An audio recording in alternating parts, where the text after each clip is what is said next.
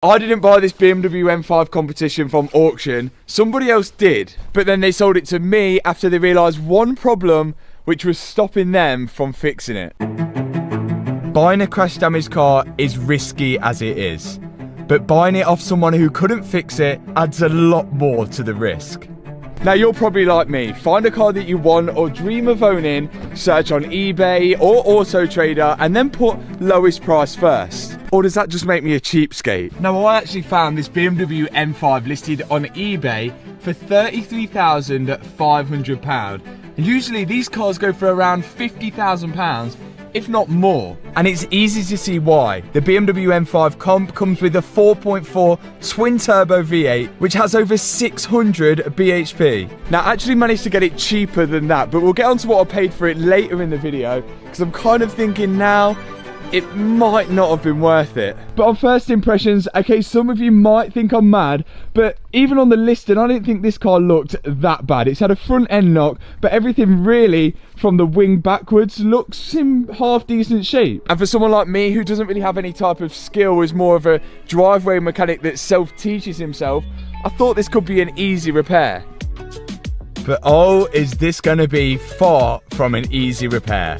The guy I bought this from was kind of like myself. He was repairing cars on his driveway. So looking at the auction photos of this car, you could see, well, it needs a front end, there's no bonnet, there's no bumper, headlights, and maybe a few coolers as well. The driver's side wing looks repairable. The passenger side wing, not so much. It would need a new inner wing, which just requires a bit of welding. And all of the airbags are blown, including the dashboard and both of the curtain airbags. So really looking at that damage, we could probably repair this on a driveway with no real special tools required and have a decent M5 for a lot less than the normal price. But as always, when dealing with cars, as I'm sure you'll know, it's not as easy as that. And in this specific case, there's two reasons why it's not as easy as that. And the first reason Hannah's going to explain, and why is that?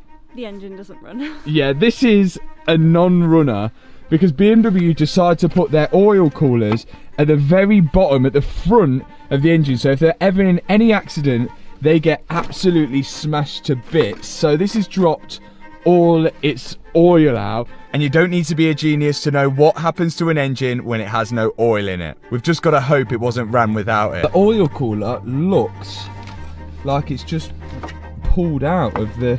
There's the top of the oil cooler and there's the pipe. It looks like it's kind of like... I think it's definitely knackered. I mean, that is... Yeah, that's definitely knackered, but it's like pulled out. I think you've got like a oil feed in here, and then the oil return in there. Look, there's the auxiliary belt. Oh dear, what's that? Oh, was that a pulley there? Oh, that, ow! Ah! That looks like a water pump. Oh my god, there's so much broken here. Oh, even that's broken. The charge cooler. Oh dear. Do we get Hannah's approval on the M5? I mean, don't come for me, but I don't like BMWs. Literally, this is a 4.4 litre V8, twin turbo. It can be like 1,000 horsepower, and look at the interior. 4-wheel drive as well, and you can make it into rear-wheel drive. It doesn't have a heated steering wheel. It doesn't have a heated steering wheel? No. Check out the kit. Like me, I never used to like BMW, and then when you drive one, then you like it. Now the engine has to come out of the M5 anyway to do a certain repair on this. But before I explain why, we've got to try and get the car into neutral so we can push it inside the unit. We got power? Got no power. Weirdly, it seems like my jumper pack didn't work, so I went and fetched a bigger one. The battery's actually in the boot, so we're having to use the terminals which are underneath the bonnet. Got 7.5 volts, so why is absolutely nothing? But still nothing. So the only other option was to put the jumper pack directly to the battery in the boot. But we can't open the boot because you need electric to open the boot, so we're having to climb through the back seats to gain access to it. Unless you guys know of an emergency release that I could have pulled to open the boot, but I didn't know, so we're crawling in the back. Red. To red, if this don't work, we have a problem. You got a reading? No. Nothing? No. So there's 3 lines. Just no reading at all? What? Oh. that work? Yes, we've got power. We've got power on. We've got power on. It must just be really dead. Yeah, our digital display. Okay, so we've got digital display. Oh, nearly a full tank of fuel. Come on. So, loads of faults. Can you put this in neutral? I don't want to start it, that's the thing. Do you know if I just press to start engine, press brake pedal? I don't want to start the engine, that's the thing. There's no oil in it. I don't think you can get it in neutral. I can't even take the handbrake off. Ah! I think what we've got to do is get underneath it. There might be a notch in the gearbox. I'm pretty sure there's going to be a notch in the gearbox so we can whack it into neutral. But that doesn't solve the handbrake not coming off the back. We're going to need power to get the handbrake off the back. Oh, we can open the boot. We can open the boot now. We can open the boot. No, we can't. Well, it's not looking good so far. So I got the jack out to see if we can find something on the bottom of the gearbox. I've watched a video. Apparently all you need is a zip tie to do this. Let's see if that is true. There's the box. Here's the gearbox. Okay, so it's that lever. Apparently you pull it down and then zip tie it to the prop shaft and that will put it in neutral.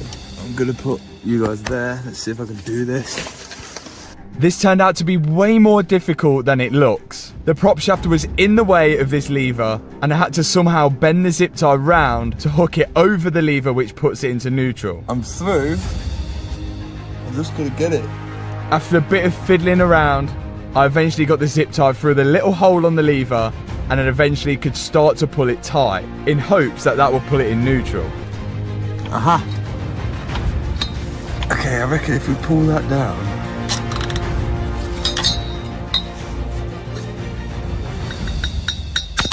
Oh! Oh, eh. Round 2, bigger zip tie. I'm double zip tied, holding that lever down. If that don't do it, I don't know what will. Front wheel moves. Back wheel, no. Let's get the parking brake. To the red. To that one. See here. Yes! Okay. Next step. See if the handbrake will come off. Okay, the handbrake doesn't like coming off. Coming to think of it, this is the only BMW that I remember having an electronic handbrake. All of them have manual handbrakes. I thought it was cool to have a manual handbrake, but all of a sudden they decided it's not cool to have one, and which means you can't move it when it's crashed.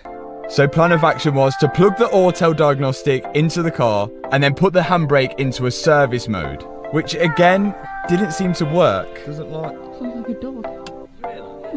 What? Turn off! Why does it not turn off? It says in addition press the brake pedal. I'm pressing the brake. Yeah! You fixed it. I can't believe that. Well done, Hannah. Finally, we got the handbrake off and the car was in neutral, and we can now begin to get the BMW M5 into the unit, which is getting me so excited to get started on it. So the BMW M5 as is cost me £32,500. It's a category S, which means structural damage. It's a 2019, and according to the seller, this has only got 10,000 miles on it. M5 competition with the same year, the same spec, but not crashed, you're looking at about 63 to 65,000 pounds. So in my opinion, I think that leaves you with around 10,000 pounds, give or take, to make this thing worth it and get it back on the road and for it to be a cheap BMW M5. That was until the previous owner found this damage.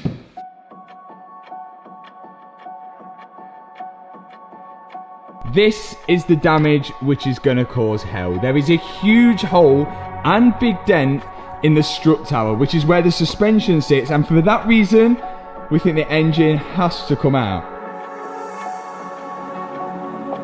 With the car being category S, which means structural damage, which it does have quite clearly, I don't actually think any of the frame is bent. I think it is all straight, but we will have to get it checked out. A good way to see whether anything's obviously moved with the structure is to check these strut braces right here, and well, nothing has moved. You can't see that the strut tower's moved back, left, right, or twisted in any way. The bolts look like they're in the same place. And on this side, yeah, it's all the same on that side. With this chassis legs, this part looks okay, that part looks like it's gone, but we can get that all measured. But I think this hole was caused by something piercing straight through the bonnet there. I don't think it's any sort of stress on the suspension that's caused it. It looks like something has literally hit the bonnet, gone straight through it, and pierced that huge hole. And the worst part about it, I believe that strut tower is made out of a special cast aluminium, which needs to be bonded to the frame of the car. This is a huge piece and a vital part of the engine, and it actually goes all the way down there and further down the back as well. And I don't think, we will try, but I don't think we will actually be able to get to it and bond it and take it off and put a new one on without removing the whole engine, because I don't think we've got enough room to play with here.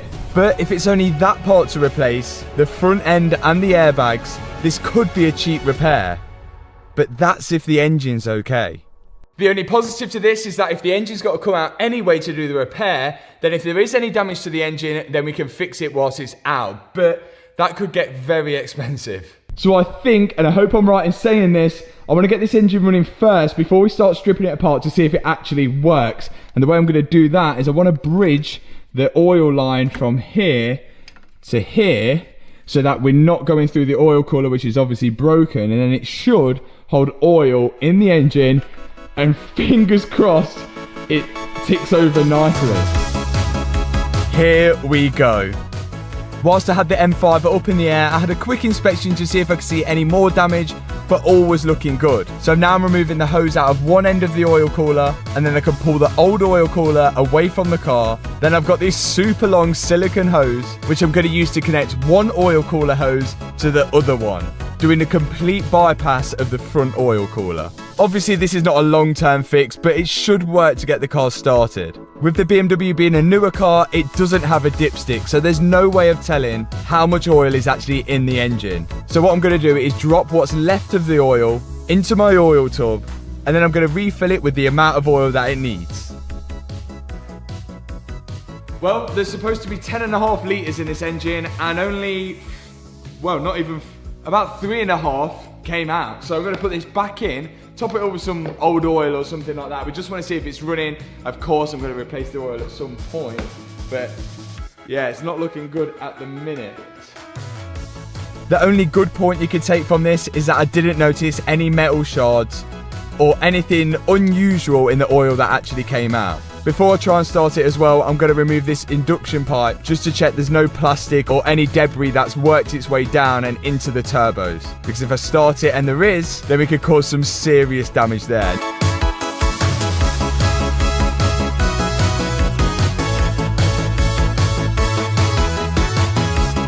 But all is looking good, and there's no play in the turbo either.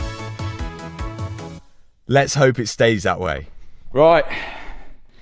Now, I don't know whether this has a pyro fuse in it, which is the fuse which blows off when the airbags go. I've had a look in the back here, and it looks like something is missing from this bit here, but other than that, I can't see that it actually has one, so I think it's just going to be trial and error.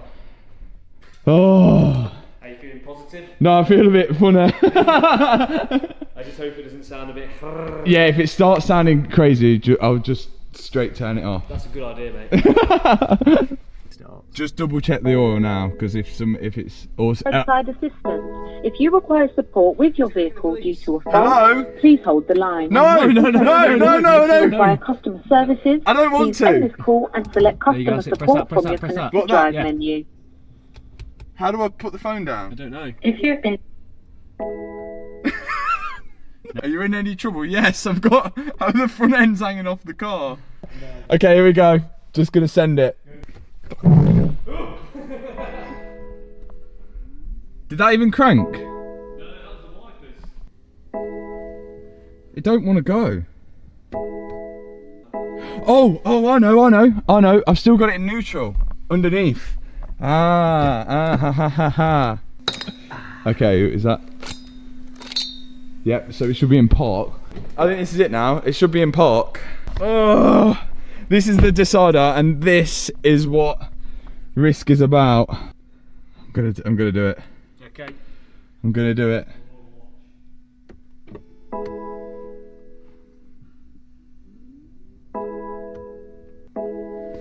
Oh. Still no luck.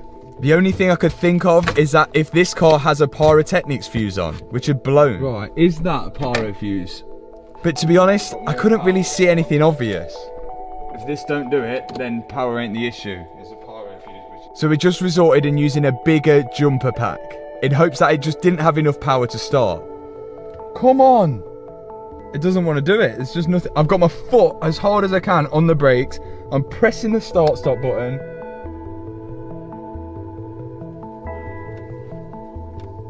Literally nothing is happening.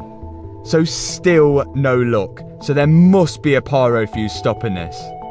Pyro fuse has been found. It's definitely, well, by the looks of it, you got your two cables there. That looks very airbaggy there. So, yes. There it is. It's down the bottom. So what is that bridging? And the only way to find out that was to start stripping it apart. Then I could work out exactly what was going on down there. Right, here's the pyro fuse just there. And from what I've worked out, I think these two have got something to do with the engine start. So one could go to the starter motor.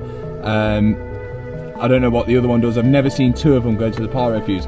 But I would assume if that fuse is broken underneath, then the power, which is going directly to here, so the power goes from the battery directly onto this line here, and this is all your body electronics and everything there, and this is what starts it. So this is what starts it. So I think if I bridge the gap between that to there, we should get a start. Well, at least an attempt. If this is not the sketchiest thing you've ever seen, then you've seen some sketchy stuff, because we are connected there to there to there, hopefully. Saying, lads, I reckon it's gonna do it. There's only one way to find out. There is only one way to find out, and that means to start it. Is it okay? Is it okay? There we go. Ignition. Ignition. Ignition.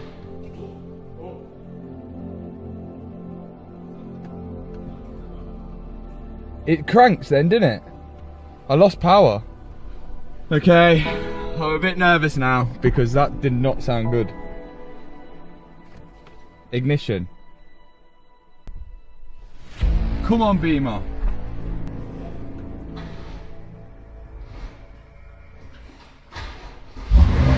Oh!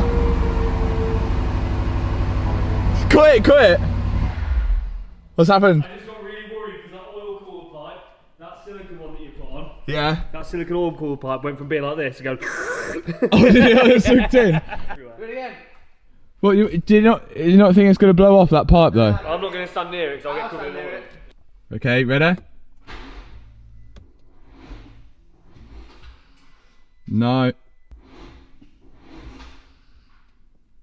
No, it's done. It definitely ran, and at least we know it's not seized up. I don't know why it won't run consistently. I know energy prices have gone up, but for a new battery for the BMW M5, it was £250. It is massive, but 250 quid.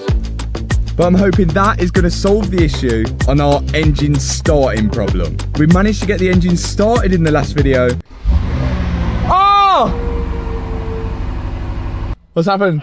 But it only ran for a couple of seconds. The oil cooler at the front of the engine has taken a beating, so instead we've took it off and bridged the two oil lines with this silicone pipe here. The engine has to come out anyway to fix this damage, but I want to be 100% sure the engine is okay before I pull it out. So this, well, part of this is what I believe to be the issue on why it's not starting, which is good news and bad news really. So 12 volts goes from the battery along here, and then all of this goes to the body electrics, which power the car and everything like that, but don't have anything to do with the engine. This is the part that has the stuff to do with the engine. I think one goes to the alternator and one goes to the starter motor. Underneath is this baby right here, which is the pyro fuse. And this fuse bridges the gap between the body electrics and the electrics on the starter motor and alternator. And if this is broke, then we've found our issue. And would you look at that? Incredible. Absolute scenes. And because these two are not joining, that's why the car doesn't start. But this being broken is actually quite good news, because that means that more than likely the engine cut out because of this when the airbag blown. So the oil was, no, the engine cut out when the airbags blew, which means that when the oil fell out, the engine was turned off, which fingers crossed means that the engine is okay, but I still want to get it started. Another funny thing is if you ask BMW for a pyro fuse for the BMW M5, they'll try and sell you this whole thing. They won't actually sell you this little pyro fuse, which is all that you need. But luckily, these actually have a separate part number on, and if you Google it, you will find them on eBay for $21.99. So that should be a right good saving. So what I'm going to do now is put everything back in with the new battery and bridge the gap myself with some jump leads until the new pyro fuse arrives. There you can see the jump lead, and that's going directly to the battery now, which should give us enough power. Safety out of 10. Solid 7. Yeah, it's ballooning. Go and run it, I didn't say stop. We're looking good.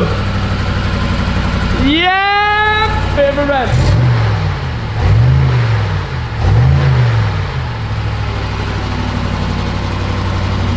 I think that's sounding alright. No rattles, no rattles.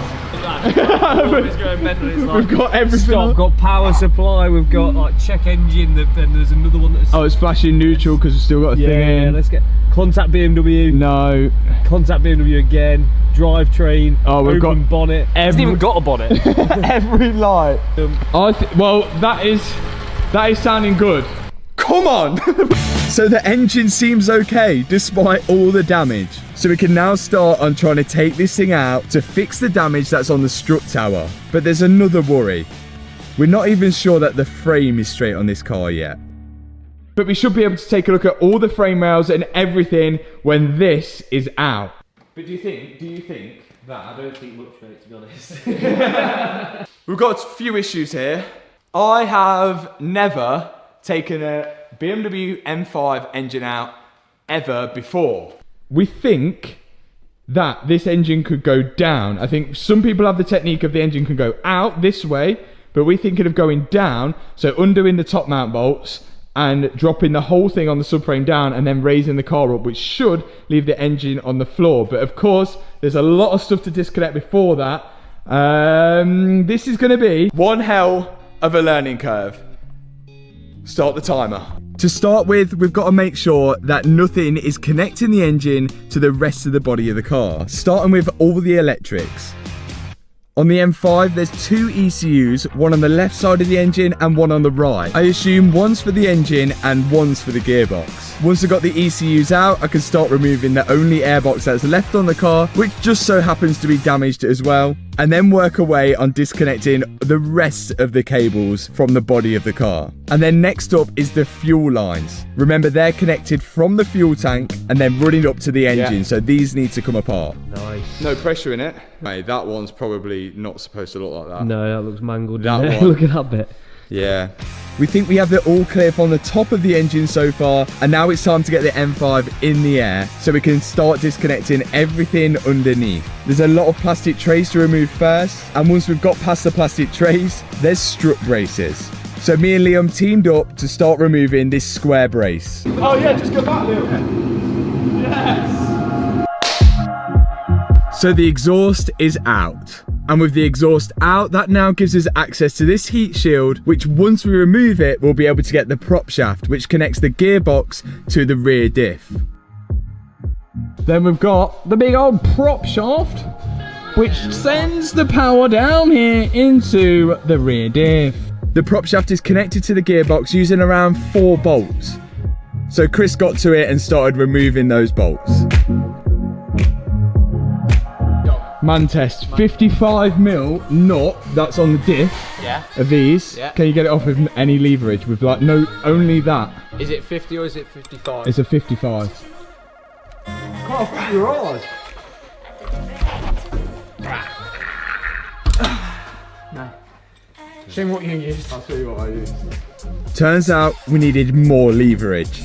And this was a point where we wasn't sure whether it was a left-hand thread or right-hand thread. Yes, did I do it? And we didn't want to break anything, so we chose another option after this. So under the support bolts here, which set up there, and the only option we could see is, well, you could just leave this hanging, which ain't ideal, but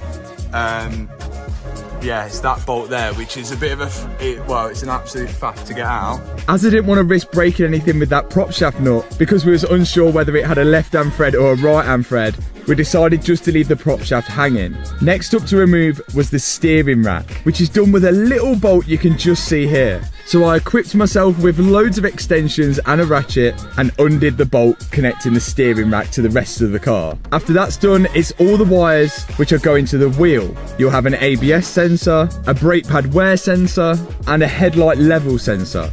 All of these have got to be disconnected, because the suspension, the brake disc and everything is all coming down with the engine. Then I'm going to wedge the brake pedal with a broom so that when I disconnect the brake line, all of the brake fluid shouldn't just fly out everywhere. You might get a few drips here and there, but it's better than it all going all over the floor.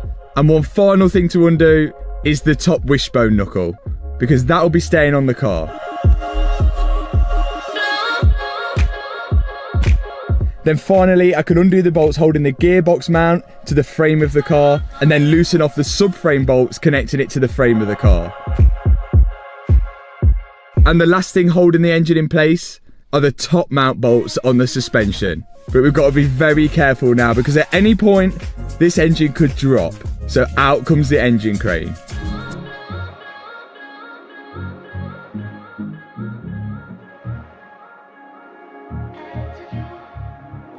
Oh, you let it like that? That'd be fine. Let's pull it back. Yeah, just pull it back. Hang on, watch it because I'm on the jack. Got that one dashed in there. Okay, is that fully off, yeah? Fully off, okay. I'll come do the jack down. Now we just got to make sure we disconnected everything. Oh yeah. Go slow, do it slow, do it slow. Ooh. Okay.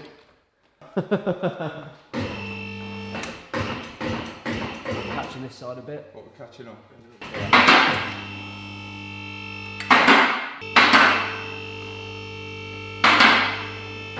That counts as out. Yeah! We just got a BMW M5 engine out. That was the easy part. Look at the size of this thing. And to be honest, it wasn't the hardest to even remove. Never did I think when I took on my first rebuild project, the Audi TT, that 3 years later, I'd be pulling an engine out my BMW M5. This thing is absolutely massive. I don't think it's coming across on camera how big this thing is, but the gearbox is huge, and the engine as well, the big V8, of course, with 2 turbos on top, which has everything attached to it. It's absolutely massive. And the good news about this being out like this is that we can inspect the whole engine to check for any damage. And there is a lot more than I originally thought, and I never would have seen it inside the car. First thing I noticed when we was taking it out is that we do have a damaged inlet manifold. All this plastic is broken, and this goes all the way back there, and it would have been a nightmare to change inside the car. I also have a broken charge cooler here, which cools the air going into the turbos, and that is broken right there. I thought this one was going to be okay, but check this out. I just seen that this plug was disconnected for no reason, and this bracket here, when you actually move it, out the way, it's left a little tiny hole there in the charge cooler, which would cause an air leak going all the way into the turbo. So that one's going to be changed as well. And possibly we could look at upgrades whilst we're here. And then of course we have a lot of pipes and sensors and wiring all over the place. And if I'm honest, I have no idea what a lot of them do. So I'm going to have to figure that out as I go along. I think there's a water pump, which is sort of the pulleys hanging off as well. But yeah, we're going to have to look into that. But despite all the damage that's on the engine, just imagine how easy it's going to be to do all the upgrades to it. Changing the suspension will literally take 2 seconds. It's right there. But that's not the reason why we've taken the engine out. We need to fix the frame damage and inspect to see if there's any more unexpected frame damage. So first things first, I'm going to get measuring the chassis to see if anything is drastically out. So out comes the tape measure. All I'm doing here is measuring from loads of fixed points on the car to other points on the chassis which possibly could have been pushed in or twisted. I know it's not the most accurate of readings, but it should be able to tell me whether something is drastically out.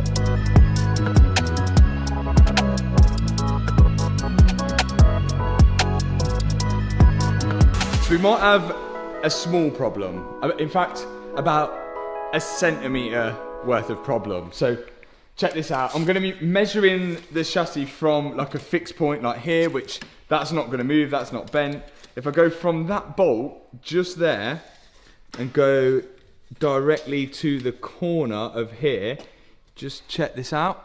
117 centimetres we've got from that bolt there to there. This is not like an exact precise measurement, but it's round about. Then I'm going to go from that bolt there to the same corner on here, and I've got, well, about 116, maybe just over 116 centimetres. So it looks, that rail here looks like it could have moved maybe half a centimetre or a centimetre that way. I know my measurement isn't 100% accurate, but there's only one way to really confirm whether this is out or not.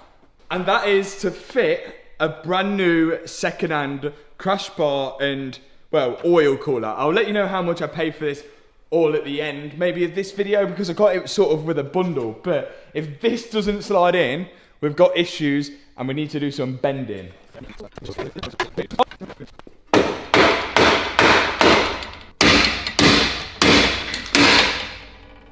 Well, that's good enough for me. It goes in, it's straight. If it was out, it was out by like half a centimetre, which is not gonna impact anything. I mean, if that goes in, that is straight. I know, well, let me know in the comment section below. I know a few of you might not like that or not, but the thing is, if this goes on a jig, it's only gonna do the same thing. It's just gonna pull it out a tiny bit, but that is out by minuscule, probably like a minuscule bit, but I've got to pull that back out now. Another thing to look at are these weak points BMW put in the frame rails. These are there so if you have an accident, which is a front end accident, the frame rails can crush inwards and fold easily. And if they didn't have them, you might have a frame rail ended up inside the car. But none of the weak points look like they're cracked, bent or twisted in any way. So in my opinion, I think we're good to go. But that strut tower is far from good to go. I need to take the front wing off and everything surrounding that strut tower so we can get a better look at it to see if there's any more damage to it. There is a bolt on the inside of the wing here, and I cannot open the door all the way to get to it. So I've actually got to lower the car down and somehow move it forward so I can open the door to get the bolt at the back of the wing. We ended up putting 2 jacks on the frame rails and then pushing the car forward so I could actually open the door to get to that bolt. And there it is. With super dramatic music, I could undo the final bolt to get the front wing off. And once that wing was off, we could push the BMW back into the ramp and I could start stripping off all the wiring and the hoses which surrounded that strut tower. But the more I take off, the more I have in the back of my mind, how on earth is this thing going to go back together?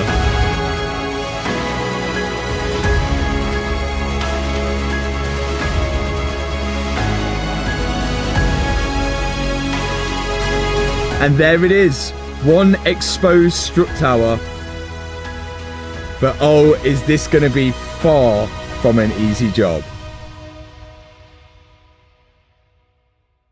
Well, I knew this was going to be difficult, but this is definitely going to be one of the biggest challenges yet. I've got the strut tower all exposed now. There's the damage. It's pretty clear that we can't get away with just repairing that with a load of fiberglass or something along those lines. But this strut tower is huge. Look how far down it goes. You can see where the panel finishes because of all this seam sealer here between the two panels. And not only that, it comes down here, seam sealer goes all across there. And because this is cast aluminium, it's not welded, it's all riveted on with these special rivets here, and I assume it's bonded on as well. And not only along here is it all bonded on and riveted, also in the wheel arch, look how many rivets there are holding this thing to the car. I guess there's got to be a lot of rivets anyway, because you imagine the force of the suspension pushing that thing up.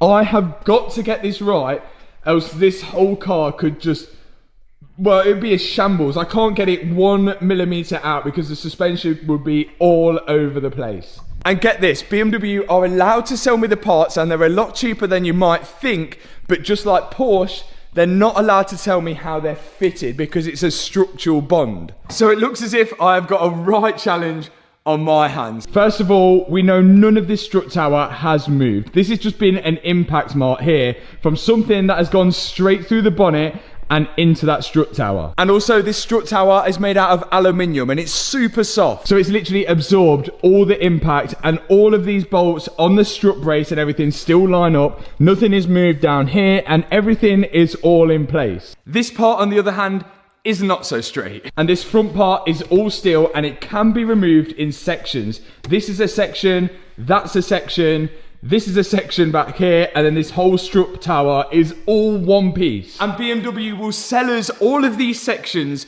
and you'll be so surprised at the price. But before we get onto the price, we need to start removing the damaged panels. Starting off with this section here. We've got to remove all the seam sealer that covers over all the joins between the panels, which should give us access to whatever's holding this thing on. And that are these weird one-time use bolts that BMW use. And I only found one logical way of removing them. Angle grinding a slot in the middle and then using a screwdriver to loosen them up. And eventually it did actually work. And check these out, they're almost self-tapping screws. I think these screws are used alongside panel bond as well to hold that front panel to the chassis leg.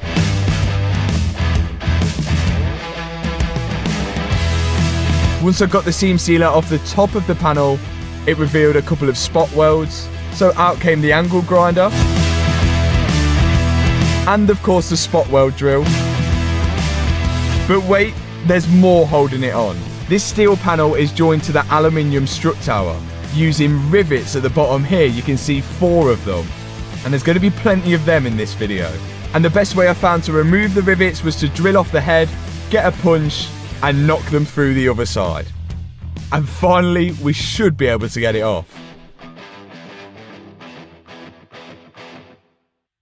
So this section is now off, which is supposed to look like this section right here. And the next step would be to take this strut tower off. But before we do that and we start cracking on with it, there's a few things we need to clear up. Number one, a few of you said, why don't I just patch in a separate piece of metal here because nothing has moved, and well, that just seems the most logical thing to do. We can't do that because this strut tower is cast aluminium. It's all one piece and it's part of the structure. So cutting a part out of another strut tower to weld into this one would kind of compromise the structural integrity of the car. And I'd probably make a mess out of it as well. And number two, how can I be 100% sure that everything is straight without using a jig? Welcome to Matt Armstrong's School of Physics.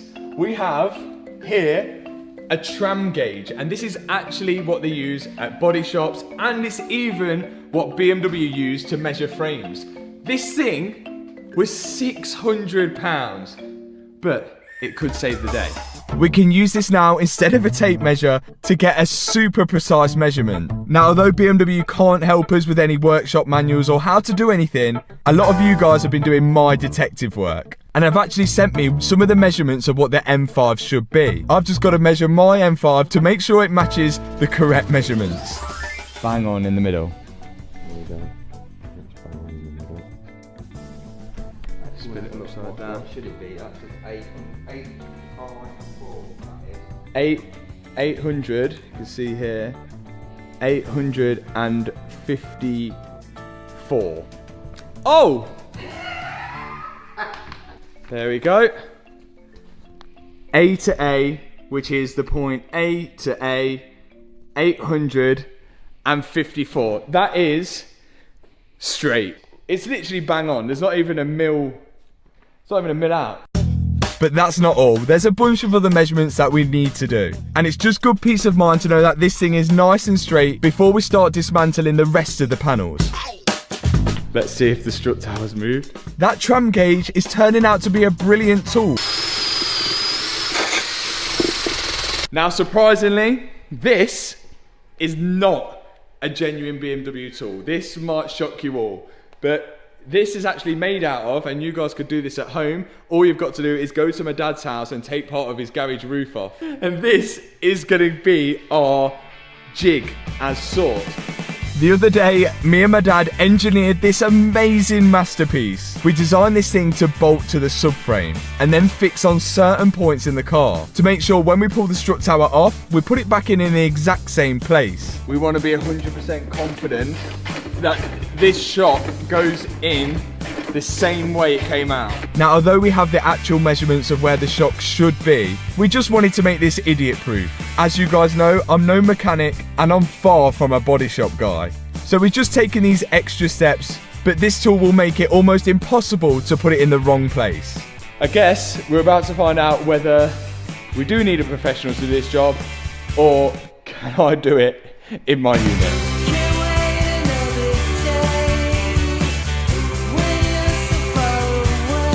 With our special jig tool installed, me and my dad cracked away at starting to remove this strut tower. As I mentioned, this is aluminium and it's not welded in place. It uses panel bond and a whole lot of rivets. To break the panel bond, we're using a lot of heat. And we're using the same technique to remove the rivets as I did on the front panel.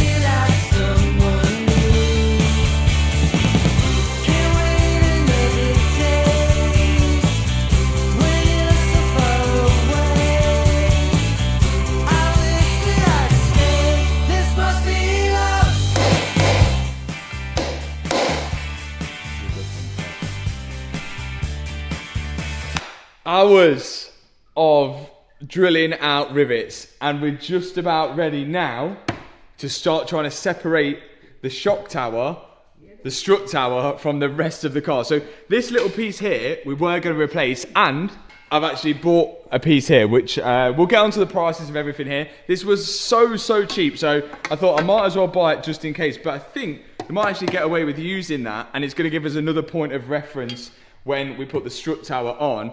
But now all these rivet holes are drilled out. If you can have a look here, all these rivet holes are drilled out.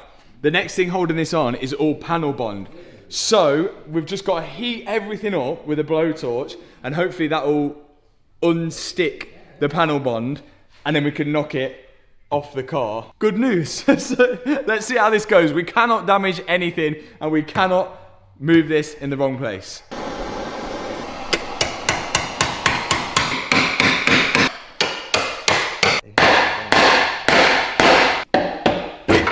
Yay! There it is. Really easy. Bolt on, bolt off job.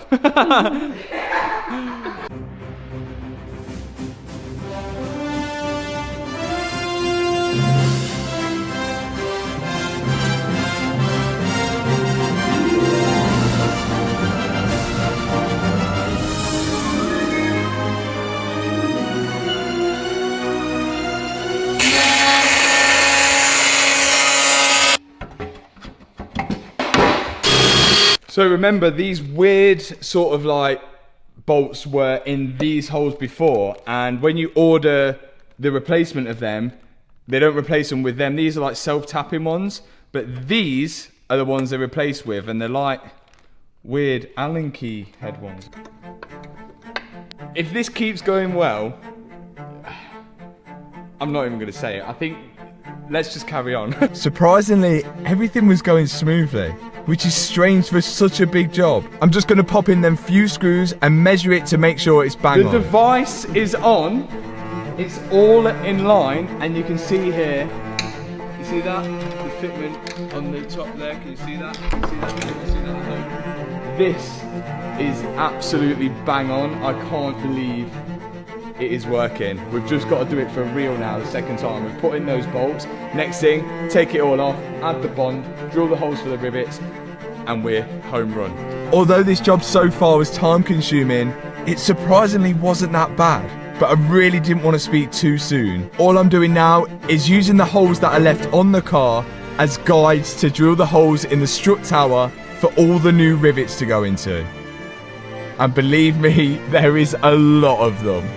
This thing takes a lot of force. With the rivet holes drilled, I now need to remove the strut tower. And because I needed to cut this panel in order to fit the new strut tower, I'm gonna have to replace it. I've just got to be careful I don't set fire to myself. And not only is it spot welded, I found that it's panel bonded as well. BMW really didn't want this thing to move, but eventually it came out. This is the cleaner that BMW sent me to do the job. It's just labelled R1, and I've just got to use this to clean up the surfaces of where the strut tower will meet the rest of the car. And of course use it on the strut tower as well, because after that, I'm going to be using this, the panel bond. I had to order this from BMW, and it's a 2-piece mixture in one tube. You put this special nozzle at the end, and when you use your gun to push it out, it mixes both the mixtures together. Now all I've got to do is apply it in as even fashion as I can. And then it's on with the strut tower, and I wasn't quite sure how long I had before that panel bond set, so I was really rushing to get all the nuts and bolts in and start getting those rivets in at this point.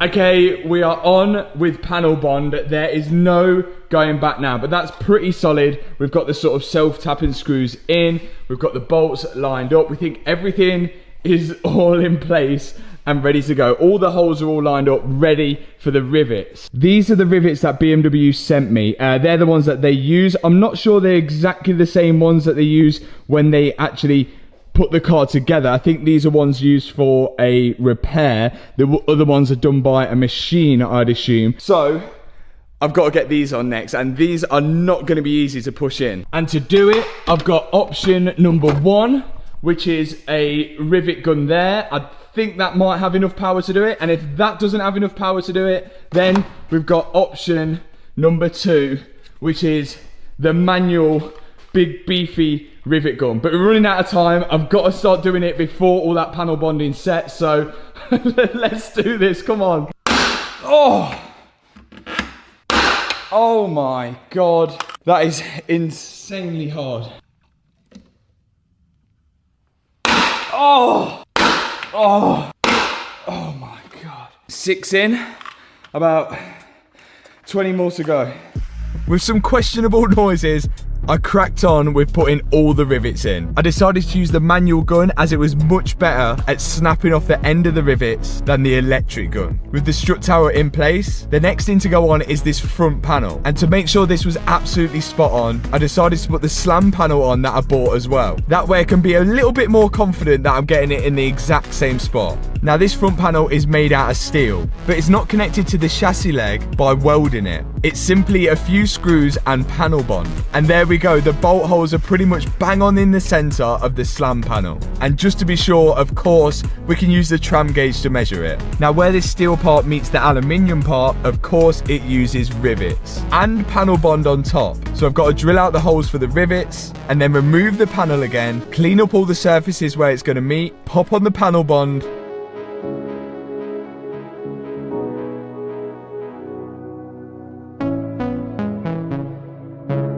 and then reinstall the front panel this time for real. The screws at the bottom of the panel, I think just help the panel bond to each panel. And then it's in with the rivets on top. Well, that went surprisingly better than I thought. And there's one final piece to go in, which goes in a little bit different than the rest. Everything is all connected up. We've got the front end, the slam panel on, just to make sure everything all lines up. Everything is all riveted, and there's a lot of bond there, which is still a little bit sticky, but there's one final bit here to go in, which is steel. So it's a little bit different to how these aluminium parts go in. I'm still so surprised that that is all that holds on this part, which just seems so sketchy, but I mean, I guess that's how BMW do it. So this is steel on steel now, so this is going to be spot welded on here as well, and then riveted along the bottom here because it's joined into an aluminium part at the bottom, so we can't weld steel to aluminium. And then again, on the steel to aluminium join, we've got to put a load of rivets down there, so God help me with that. You guys seem to be getting the picture here, and I seem to be getting the gist of things now. Most of these panels are just panel bonded and then riveted together, unless it's steel on steel and then it's spot welded. So after I've lined it all up, drilled all the holes, I can clean it up again using the special BMW cleaner, and now I can use the special BMW panel bond, and I have to use a different panel bond on this section here because it's steel on steel. So BMW sent a different one for this panel. And then it's back on with the panel with a bit of weld through primer on it, ready for it to be spot welded to the rest of the car. What a job this thing is.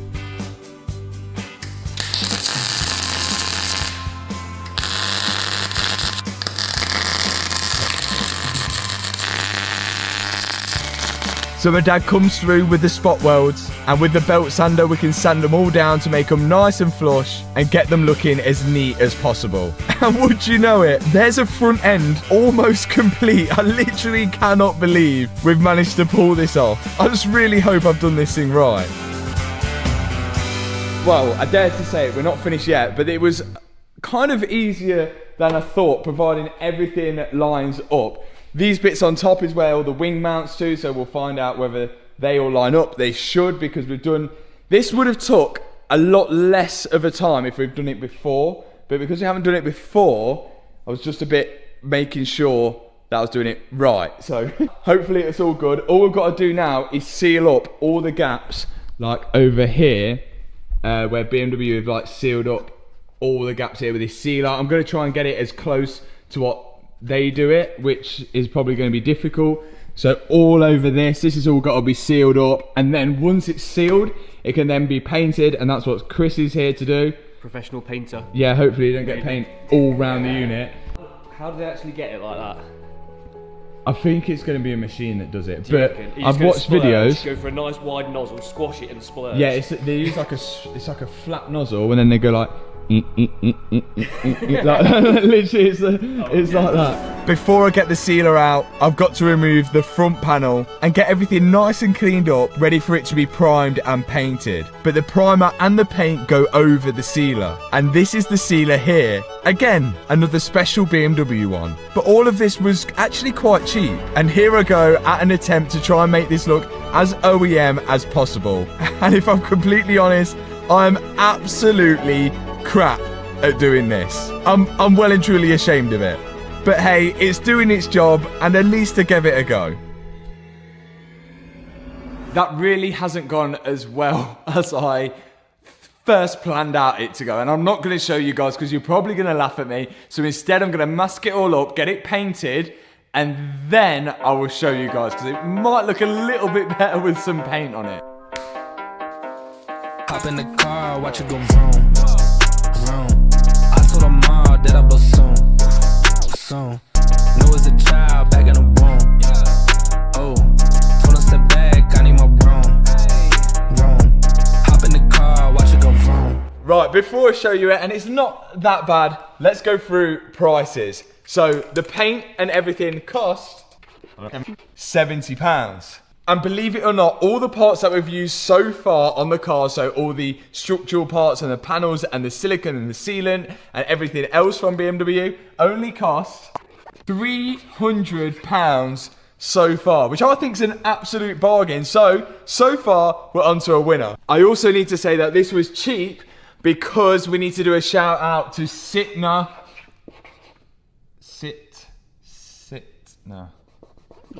We need to do a shout out to Sitna because I actually have a discount code there, MAT15. I've put a link in the description box below. You can get discounted genuine BMW parts with the link in the description at Sitna Leicester. Cheers, boys.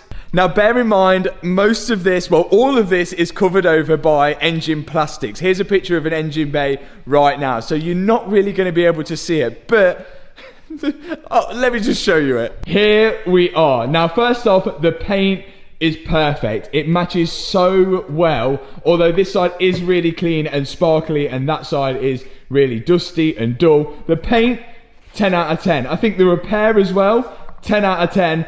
But my ceiling is, well, there's no other way to put it. It's crap. But on the other side, it's doing its job. It's sealing the panels where they join up so it won't get any water in between them and start to rust or corrode, even though it is aluminium, but this part is steel. But other than that, I think we've done a pretty good job. And what's even better than that, when we measure all the points up like we did before, everything is bang on. We can measure from that strut tower to that strut tower, and we can get the measurement from here to here, and it is all absolutely spot on. So the next step is start reassembling that engine and getting to the damage on that, and then we can start putting it all back together. And it looks as if I've got a hell of a job with this. So this monstrosity of a thing connected to the gearbox is a 4-litre twin-turbo V8 engine. And I'm sure you'll all agree, it's pretty ugly. There's so many cables, wires, and hoses, and half of them I have no idea what they do. A lot of stuff is broken. But what we're going to do before I try and move this into the engine, I've got to start repairing all the bits which are broken, like the inlet manifold here, which is a plastic inlet manifold. I think here we have the water pump, which the pulley is broken on as well. And if I put this engine in before doing all of that, it's just going to cause me 1,001 problems trying to do it inside the engine. So I guess I better get started. Here is the inlet manifold, and this is the last place the air's got to go through before it goes into the combustion chamber. And this is pretty badly damaged, and that will be causing some serious air leaks. Not to mention, if it sucks up any plastic, it would cause some pretty catastrophic engine failure. There's 2 of these inlet manifolds on this engine, one for the 4 cylinders on the left hand side and another one for the 4 cylinders on the right hand side of the engine. If I tried to remove the inlet manifold whilst it was in the car, you can imagine how much of a nightmare it would have been. And I actually seem to have got lucky in the previous episodes when I started the car, because there's some huge bits of plastic in there. But I've just about got all the bolts undone now, and here's the new one. We'll get onto prices later, but for a bit of plastic, it was surprisingly expensive from BMW. Now I've just got to switch over the sensor from the old one onto the new one, and then I can bolt the throttle body to the new inlet manifold. This is what controls the airflow going into the engine and is electronically controlled by the throttle pedal. And once I've got that bolted to the inlet manifold, I can begin refitting it to the engine. And now I'm taking off the other charge cooler so I can access the pulley of the water pump here, which seems to have taken a fair bit of beating from the crash. Again, the water pump does what it says on the tin. It pumps the water through the engine. Now, I've never worked on a BMW M5 before, so really I'm just learning as I go along. And the only thing I've learned so far is that this engine is a nightmare to work on. You have to remove so many different things to get to that one thing you need to get to. Water pump is off. This just looks like a lot of stress. And here's the water pump. And we're only changing this just because of that plastic pulley there. Thermostat housing is on the end. Here's the new one, which is brand spanker from BMW. And that's it. I can't imagine there'd be any reason why you'd ever change this in a car. It doesn't look like a serviceable thing, but let's get this on. And I think the rest we should be able to do in the car before some compulsory upgrades. You're right. Oh, we'll be all right after I've got the engine back in the car and it's running again. Before I switch the water pumps over, I'm going to transfer the thermostat housing with the thermostat in onto the new water pump and then start attaching it to the engine. not forgetting all the pipes, hoses and wires which are all connected to it. Now for the water pump to work, it needs a belt to turn the pulley, and the belt on this M5, well, it's seen better days and it looks like it's been flicked off during the accident. But here we have a brand new belt from BMW. I've just got to figure out which way it routes round all of the pulleys. This pulley right here that I'm turning is the tensioner, and by turning it I can get the old belt out the way, and to put the new one on I'll turn the tensioner again and then wedge a little center punch in the hole to keep the tensioner from, well, tensioning. Then I just hope that I've routed this belt the right way, because the only thing that seems strange is that the belt is ribbed, but the pulley on the water pump is super smooth, so it must just grip it. Right, I'm calling it. I think that this is just about ready to go back in. There is still a few damaged parts on it. The charge coolers are missing, but all of the damaged stuff and the charge coolers and everything I should be able to get to with the engine in, and it actually probably be easier because I won't be kneeling on the floor doing it, but not before doing some vital upgrades. Most of these BMWs have adaptive suspension, so when you press the sport button, the ride height gets stiffer. When you press comfort, it goes softer, and that's all done with this damper and the control, which kind of all plugs in there. And I kind of wanted to keep that. If I changed the full suspension unit, I would lose it. You'd end up with a warning light on the dashboard, but I did want us to be able to change the ride height, which is exactly what these things are going to do. KW adjustable springs. It would be stupid not to do this whilst it's out. This is probably going to be the easiest suspension install that I've ever done. I don't even have to detach it from the wheel hub. I've got my spring compressor on because I don't fancy losing my teeth when I disconnect the top mount. And once I disconnect the top mount, I can pull it off the strut along with the spring and the compressor. How easy was that? And to fit these KW springs, you're supposed to press off the bottom spring seat. And I don't have a press, so a hammer was the next best thing.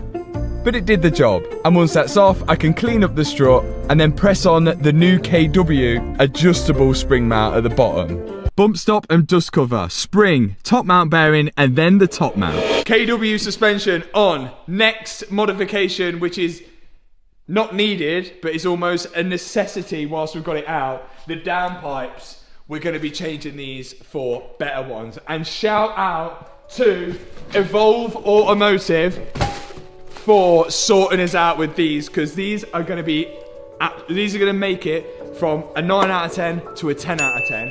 They're catless downpipes, and I believe as well OPF delete. So on European cars, you've got these horrible OPF filters which make the car just like a... Do you help? Yeah, what would you say? They make it sound rubbish. But these are going to fix that for me. Okay, let's put this on. Not only should the M5 sound better with these downpipes, it's going to be helping the engine to breathe better, which in turn increases the performance. And these cars ain't slow to start off with. As usual, to get the downpipes off isn't as straightforward as we thought. There's loads of heat shields in the way, along with wires and a bunch of sensors. With it being a V8, there's 2 downpipes. So that means there's 2 Lambda sensors for each downpipe. I've got to remove all of these so I can take the heat shield off to access both of the downpipes. And now it's just a case of removing all the bolts and mounts so I can detach the downpipes from the engine. And on goes the new, fresh, Evolve downpipes. This job wasn't the easiest doing it with the engine off the car, so I can only imagine what this would have been like if the engine was in. So it should be saving a lot of time here.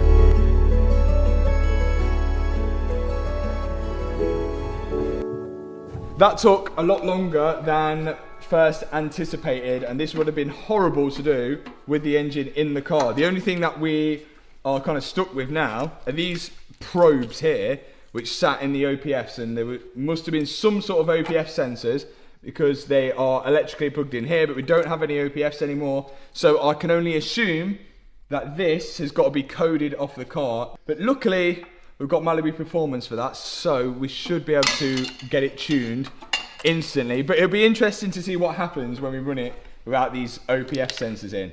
For now, I think we're about ready to get the engine in. first step is to get the engine and gearbox into position. And with 3 of us, it shouldn't be too hard to push it into place.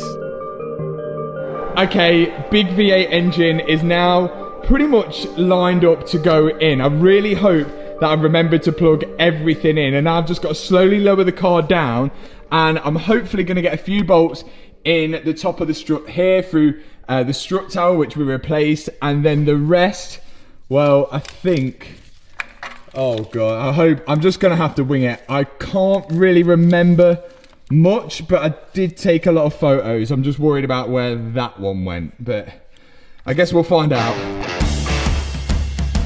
So I'm on my own for this job, but that shouldn't be an issue because all I've got to do is lower the ramp into place, and if I can get 1 bolt to hold the subframe to the car, then I should be able to line everything up off that. And I actually managed to do it, but I still haven't got the gearbox mounts in. It's just being held up with this huge jack. So I'm going to crawl under the car and line up all the bolts and get them in to hold the gearbox to the frame of it. And now the engine is fully supported to the car. So that means I can remove the engine mount and the car can go in the air. And as I can get underneath the car now, I can tighten up all the subframe bolts and then start on the electrical connections. Like the ground wire for the gearbox here, then connecting the prop shaft up to the gearbox. There's 3 bolts which hold that in, and then there's 2 supporting bolts which hold the prop shaft to the car, and it's starting to come together. There's one last thing though, the steering rack. I've got to connect that to the steering column coming out of the car, and this job is a bit of a faff. The steering rack pushes into the steering column, and then there's 1 bolt which pinches it and holds it in place. And I just about got there with a bit of a squeeze. Now it's onto the top of the engine, which is all of the wiring, and oh my days, there is a lot of wiring and a lot of plugs which need to be connected. But luckily on these new cars you can only connect them one way, so it's pretty easy to work out whether you've missed one out, and it's almost impossible to put a plug in the wrong connector. And I think I've just about put all the electrical connectors in. It's time to connect up the fuel lines. We've got a fuel feed and a fuel return, and then the coolant reservoir can go back onto the top of the engine. And then last but not least, it's time to connect up all the suspension parts, including the brake lines, because the calipers came off with the subframe. And that should just about do it. Hopefully. The engine is in. Either I'm getting a bit better at this mechanic stuff, or that actually wasn't too bad. It looks an absolute mess, and I'm in a bit of a predicament at the minute because the charge coolers, they're broken. I've got them over here. So this is broken. You can see it snapped off there. The other one's got a hole in it, but they haven't arrived yet. But I'm desperate to find out whether this thing starts, and also to hear those downpipes with the exhaust off, because you just know it's going to be so loud. And I know what you're all thinking. You're probably thinking, don't start it, but I kind of want to start it. I think I'm going to start it. Just to be a little bit safer, I installed both of the old charge coolers, even though they did have damage to them. But this should stop the car having a major air leak. And with them both installed, I can connect the battery up. And we'll see whether this engine starts up. Right, this is really gonna absolutely bob itself. There's no GPS, there's no coolant. I hope I don't regret this. Okay.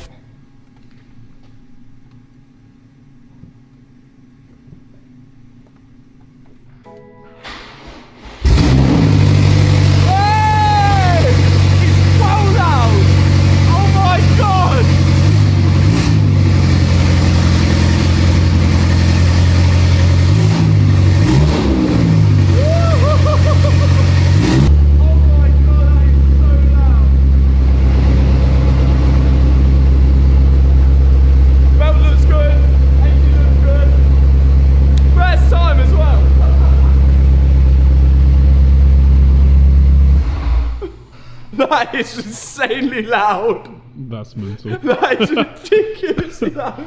That was a first, well, almost first crank. Whew, okay. We actually did something. We took an engine out, put it back in, we actually fixed something. I think we've definitely progressed now because we've got an engine which is running, a fixed strut tower. The belt seems to have stayed on. Good news. Progression at its finest. Although we've still got the rear springs to install. But let's have a price update on how much it's cost to get to this point. The intake manifold. £622. And it was plastic. Then we move on to the water pump, which cost me £301. Fan belt, £53. bringing the total repair bill so far to £1,346. But that's without the upgrade parts. Right, here we go. 1, is it going to be in the centre? 2, is it going to hold the weight of the car? If we can drive this outside after this, then we've performed miracles. Bit of play on 3 fingers, 4 fingers a bit too much. This is the accurate finger test. 3 with a bit of play. Let me just double check. Oh my God, I think it's like 3 with a bit of play. Well, according to my fingers, this is bang on. I think so. Just need it all tracking up. So far, it seems the new strut tower was a success. All seems to be in the right place. But I was dying to see if the M5 went in gear and I could drive it out the unit. Every time you videos me, we're bodging something. If the M5 managed to drive out with its own power, we can definitely say we've made some improvement. Here we go. But I think I was speaking a little too soon. This is how much can you take off a BMW M5 and still drive it? Right, here we go. Oh, I've got no brakes. I've got no brakes at all. Right.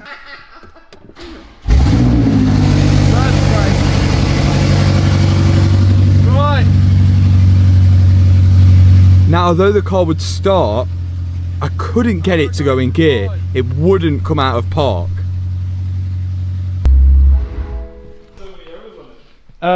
It says to engage gear, press brake. So it sounds like The braking engagement. yeah, but it's weird because they let me start it because you can't start it without putting your foot on the brake. We think I can't get it in gear because the brakes aren't bled correctly. The pedal is pushing all the way to the floor, so it's probably not thinking that I'm pushing the brake to put it in gear. So we're going to try and bleed the brakes and then give it another go. And I'm going to check all the connections underneath whilst I'm there. Obviously, the front brakes came off when I disconnected the subframe, and it must have lost a lot of brake fluid when I did that. So we're going the old school way first of bleeding the brakes, where I'm going to sit in the car, pump the brake pedal, whilst my dad opens the bleed nipples and gets any air out of the braking system. Recycle. To start, we're only doing the front brakes because they're the ones that came off. Let's see if that works.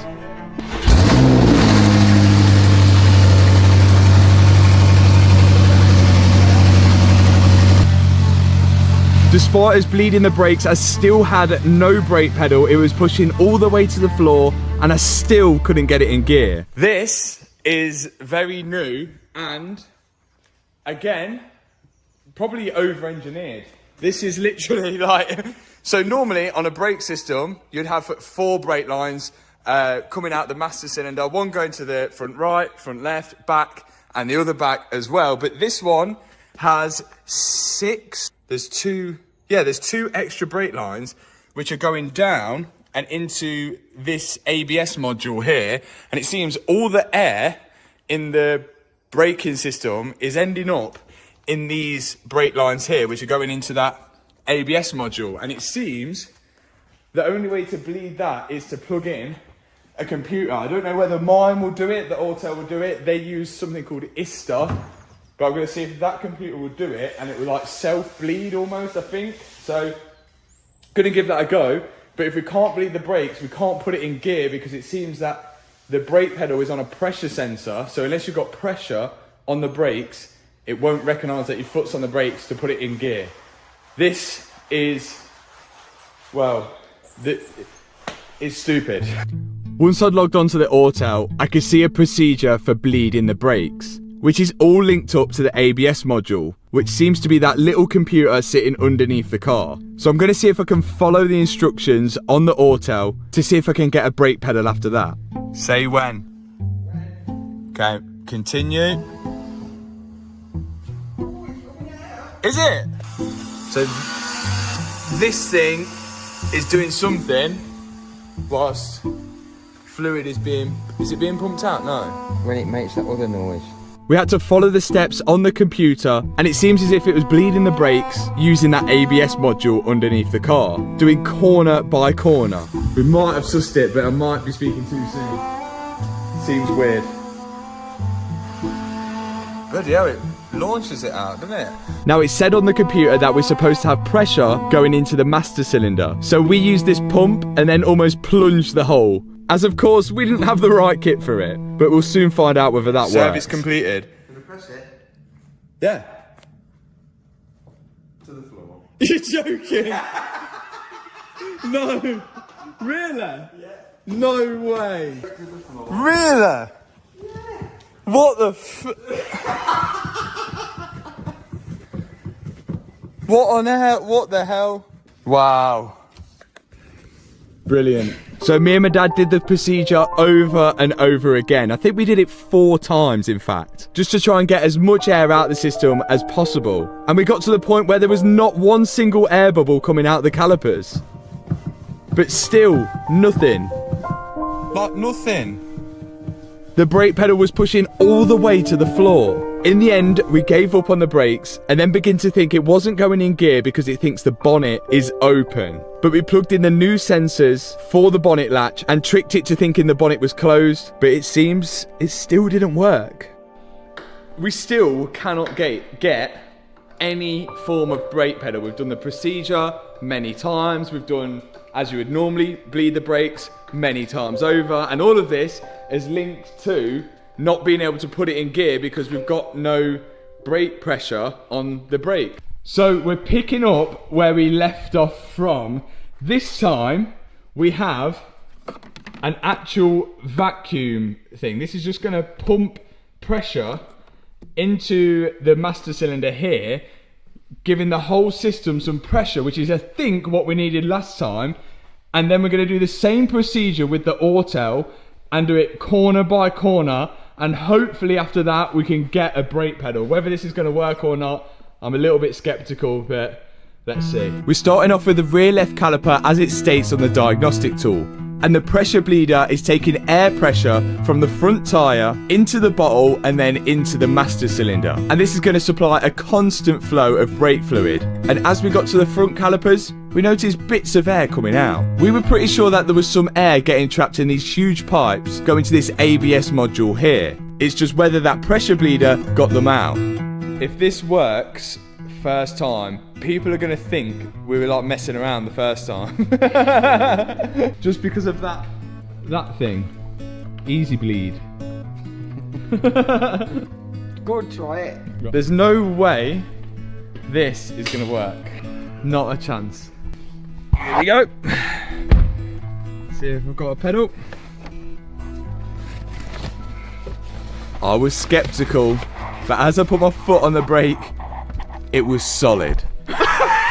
Oh God! I've actually got a brake pedal. No way! No way! After all of that, I cannot believe that worked. But will it go into gear now? If this goes in gear now, because we have that solid brake pedal, it's a miracle. Okay, ignition on. Okay. Still got a brake pedal. Yes! Yes! It goes in drive. No! Come on, how? It works! It goes in gear! It must be a pressure switch on it. Yes! So now I have a brake pedal and the car finally goes into gear after putting the engine in. Which now means I can continue the rebuild, and oh, do we have many parts to continue that build with. But we've still got to remove some damaged parts. There was lower front arms that needed to come off, and then a lot of damaged and cracked coolant hoses. There's almost 2 cooling systems on this engine. One cooling system cools the engine, and then the other one cools the air going into the engine, giving it more power. And you may notice I've still got the original charge coolers on the top, which are damaged, as the new ones haven't arrived yet. So I'm gonna have to put this thing together with the old charge coolers on, and then swap them over once I've built up the front end, which is going to be slightly more difficult than doing it now, but I really want to get this front end on. This radiator down here, which I'm disconnecting the pipes for now, is the transmission cooler. And when I disconnect the pipes, it doesn't look like it's got much oil left in it. So we're definitely going to have to refill the gearbox with some oil before we get this thing out on the road. And then on goes this brand new second-hand rad pack, which I got from eBay, which was pretty cheap. Then I've just got to connect all the hoses, clips and mountings into place. Okay, we're actually getting somewhere now. Now that I actually have the rad pack on the front and also on each corner, I can start to figure out where this loom goes. Now, there's a few plugs which are missing from the end, but now I'm starting to figure it out. So this one would go directly here, which is a switch for the aircon, so I can order that plug now. And then this one down here, I still have no idea, but I think this has got something to do with the parking sensors. Not sure what that one is. And then also I have this huge loom over here, which I have no idea where that goes at the minute either. But the next thing to go on is the front crash bar along with the bottom oil cooler. So I'm just going to slide the crash bar into the chassis legs and then bolt up the supporting bars on the top. And then we've got to move underneath the car, because if you remember from the first video, to get this car started, we bypassed the oil cooler with this huge silicone hose. So I've just got to remove the silicone hose and then put the feed and return line into the oil cooler, which sits underneath the car. I'm going to stop here on the front end at the minute because I've just noticed something on here which is going to put the build cost up a lot. And at the minute, we're actually doing okay. Come over here. 32,500 is what it cost me for the BMW M5, and the cheapest M5 with the same spec, similar sort of mileage, is 52,999. I'll get back to that issue in a minute, but for now, we've got wheels to put on and something special underneath the car.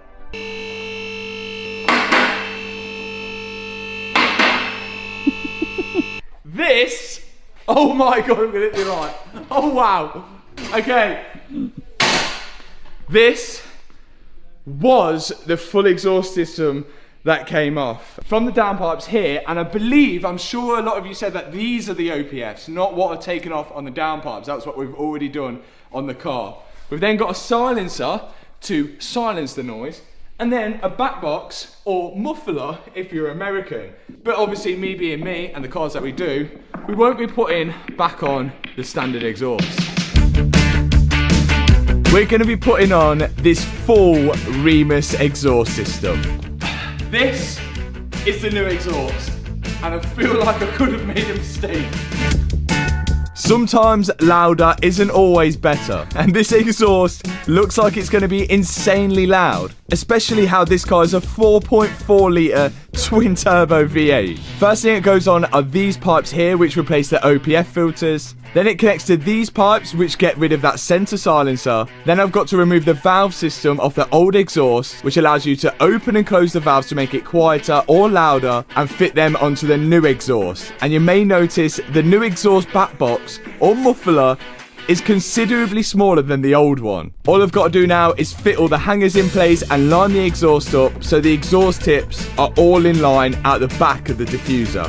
And I was getting pretty excited to hear what this exhaust system was going to sound like.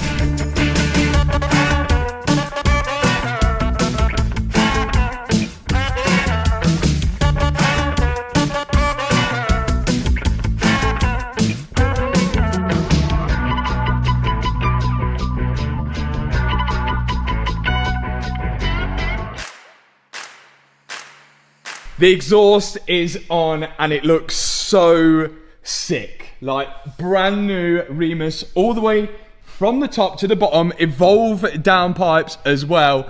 fitted snug against this exhaust. Now there's still a load of like braces and under trays and everything to go on, but I'm dying to hear it. So I'm gonna let Liam do the honours. This is gonna be so loud. It's going to be ridiculous. Yeah, this is gonna be so loud. It's going to be it's going to be a contender with the C63. I think it is. We're still missing the charge coolers. We don't have any coolant in, so I'm just going to drop a bit of coolant in just so it's got a little bit in there. You're meant to vacuum fill these, but we'll get to that. But just so we can start it, let's do it. Put a bit in. Remus exhaust, evolve downpipes. Let's do it. Yeah.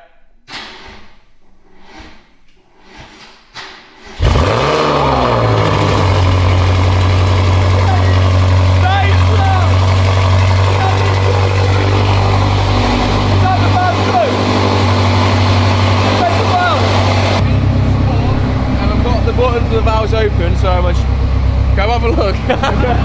Go! Yeah!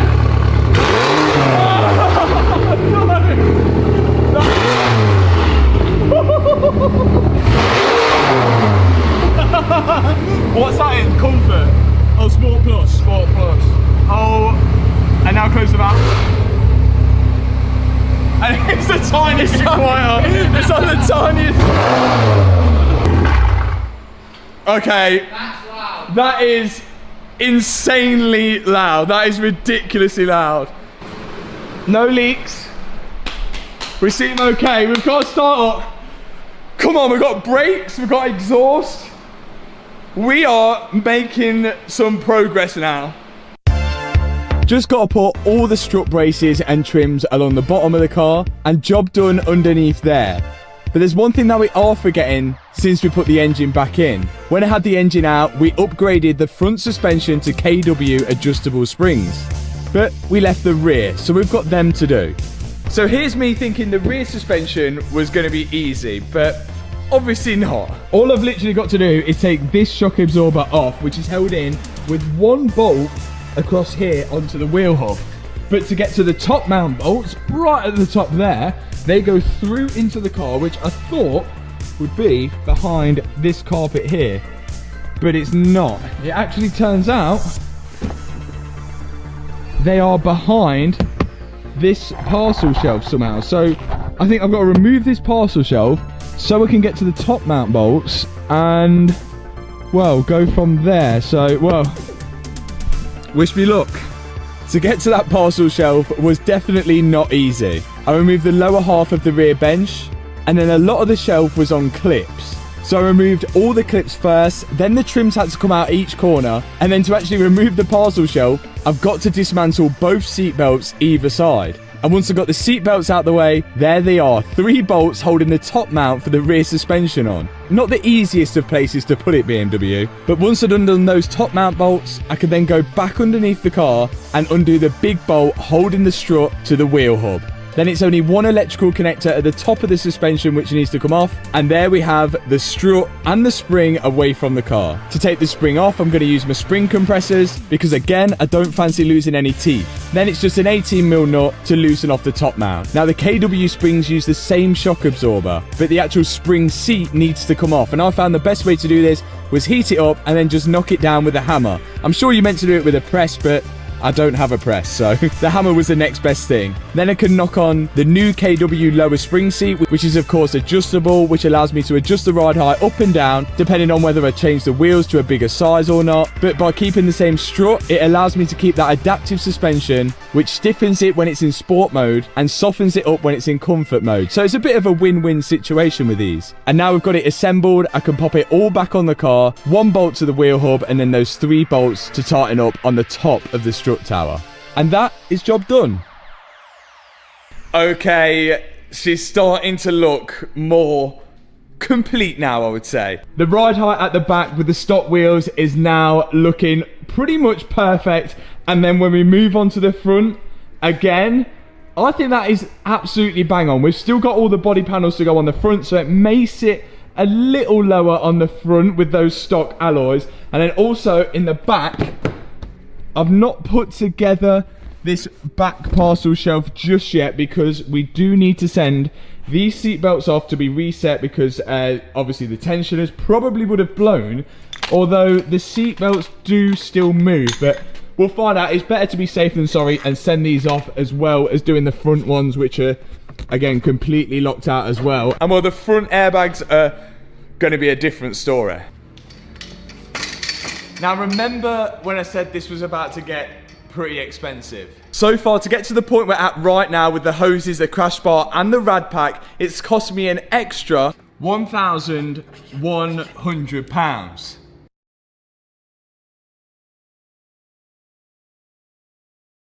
But I've actually managed to find myself a second-hand bumper from eBay, which is actually in the same colour as the car. The problem is we're missing a lot of parts from it. And I think those parts have got something to do with these two wiring looms here. In this bumper, you have holes for a parking sensor there, a parking sensor there, there, and there as well. The problem is there's some cutouts here which look for like little square ECU modules of some sort. And when I look on the parts diagram for this car, I can see that these little ECU modules are on each corner, and there's something to do with the sensor for lane changing warning or something like that, and each of them are £530 each, and we look like we're missing 1 and 2. And on top of that, it could potentially get worse. Depending whether this M5 was spec'd with a radar sensor, which sort of sits around here, or sometimes in the lower bumper, I'm not so sure, which actually detects where the car is in front so it can keep at the same speed as it. If I've got to order one of them, you can see here, they are £1,619, and that's just for the sensor, not for all the brackets and everything that needs to hold that in place, and not to mention the loom which goes to it as well. So this really could be where all the little parts sort of price up the build a lot more, unless we can find some second-hand ones which would potentially work, but then we've got the issue of probably coding them to the car. Don't quite know how it works. If you guys know, let me know in the comment section below. Now, do you think it looks better, doesn't it? Well, yeah, it looks more like a car. Yeah, I mean, but I just don't. Yeah, I just don't like BMW. Wow. I'm so sorry. Screensaver have been and fitted a brand new windscreen, which costs £400. Bringing the total bill to £35,346. I just hope I don't regret putting that new windscreen in by the time I get to changing the dashboard later in the video. But good news is, we've had some parts arrive. Oh! These are uprated charge coolers, which are going to replace the broken charge coolers that we put on just to get this car running. Massive thanks to Imran at Evolve for sorting these. These are CSF charge coolers, and I assume they're gonna cool the charge a lot better. And I'm right. Unlike your normal intercooler which sits on the front of the car, these charge coolers are water cooled. A separate water pump pumps water through radiators on the front of the car that you can see here. The water is then cooled by the air, and it's then sent straight through the charge coolers. And at the same time, the turbo is pushing hot air through the charge cooler, which is being cooled by the water going through it. Then it leaves the charge cooler and goes straight into the engine. All that's left for me to do is fit the new ones. At the bottom of the charge cooler, you can see the throttle body here, and then right at the top, you can see the turbos. Because of how compact this engine bay is, it makes it really difficult to do anything on the car with the engine inside. So getting these charge coolers off wasn't easy. But once they are off, I can transfer everything off the old ones onto the new ones, like the two boost pressure sensors, which do exactly what they say on the tin. They tell the ECU how much air the engine's getting, and then can adjust the air-fuel ratio based on those figures. So they're pretty vital sensors. And then just to finish up, there's a few little hoses left, and that is looking loads better. We can nearly add coolant to the system. Now I was just getting excited to finally put some coolant in here, and then Chris noticed something. Take a look down here. That bottom hose there has a pretty big hole in it. I'm going to order one of them now from BMW so we can finally get the coolant in it. Now it's time to tackle the electronics of the car, and this is where it gets expensive. And I'm just gonna throw everything in the deep end now. This was 1,600 quid for the pair of headlights, and I just hope that this is gonna work. Headlights are my nemesis, especially on newer cars. They have so many different variations that even one difference can cause them not to work. On this M5, I think I've got the right part numbers, and there's only 1-digit difference between the left-hand side headlight and the right-hand side headlight. First one. Let's get it on. Down the back. Okay, that's plugged in. Okay. I think that's the better one out of the two. Here we go. Okay. Let's just see if they work. I'm excited. Oh, it's on! Oh, Jesus. One. Oh. Oh, no. It's not a good start. Oh, no. So we have one. One's on, but not the other. Oh, dear. How you feeling? Oh, no. But it might just need turning on for the first Those time. look cool, actually. Try turn it on, you never know. It might just be like a... You reckon? Maybe. I've got faith. Ready? Okay. Good news is... Is that one come on? No. No! Go, hold on. That one's gone off. You're not going to believe it. What's happening there? What do you want to happen? I want both of them to come on. Oh, no. What? How did that one not come on? I don't know. That's weird how that one worked at first, then that one works. Why doesn't it work? Why is it always headlights? Now you may have noticed there are 2 coolant reservoirs on the M5. And that's because there's 2 cooling systems. One cooling system cools the charge coolers, which we spoke about, which is the smaller coolant reservoir, which I think I'll get away with just pouring the coolant into. Look at that concentration. And then the other coolant system is for the engine. But I can't just begin to pour coolant into this coolant reservoir. The engine cooling system has to be vacuum filled, which means I need this special tool. The compressor is going to blow air down this airline and out here, which creates a vacuum sucking air out of the cooling system when I open this tap, and we should see a pressure increase, which hopefully will hold, showing that there is no leaks in the system. And this is the actual way BMW say that you have to do it, else you get a lot of air bubbles in the system. So let's do it. Now the tool is creating a vacuum in the cooling system, and you can see the pressure here. Now when I turn the tap off, we should see it hold pressure, but unfortunately in this case it looks like it's dropping pressure, which means we've got a leak somewhere. We've just got to find it. I literally cannot win with this car. There's another hole. It is in this hose here. Look at it, that tiny little hole there. Well, it's a good job we vacuum tested it, else we would have lost a lot of coolant. Instead of ordering another new coolant hose, I can see that the little hole is at the top of the hose. So what I'm going to try and do instead is cut off the metal clip which holds it to the plastic fitting at the top of the hose. And once I got that off, I'm going to trim the hose down to just above where that pinhole is. I probably should be using a Dremel, but it was in my hand. Then I can slide the hose back on the plastic fitting, and hopefully now the pinhole won't be leaking any coolant. Then it's time to refit it. Right, round 2. And after vacuum testing it again, it looks like we could be in the all clear. It's holding the vacuum. And because the cooling system is now pulling a vacuum, I can put this hose into the coolant bottle, open the tap up, and it's going to suck all the coolant out of the bottle and into the cooling system. That way we won't get any airlocks. And we're not even finished yet. BMW like to complicate things even more than that. Turn the ignition on.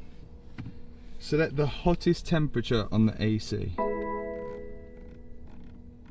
Now this is not a joke. This is the actual way BMW tell you how to properly bleed the cooling system. The heater has got to be on the highest setting with the fans on the lowest setting. After that, I've then got to hold the accelerator down for 10 seconds with the ignition on, which should activate some kind of self-bleed system with all the water pumps on the car. And you can hear it working away now.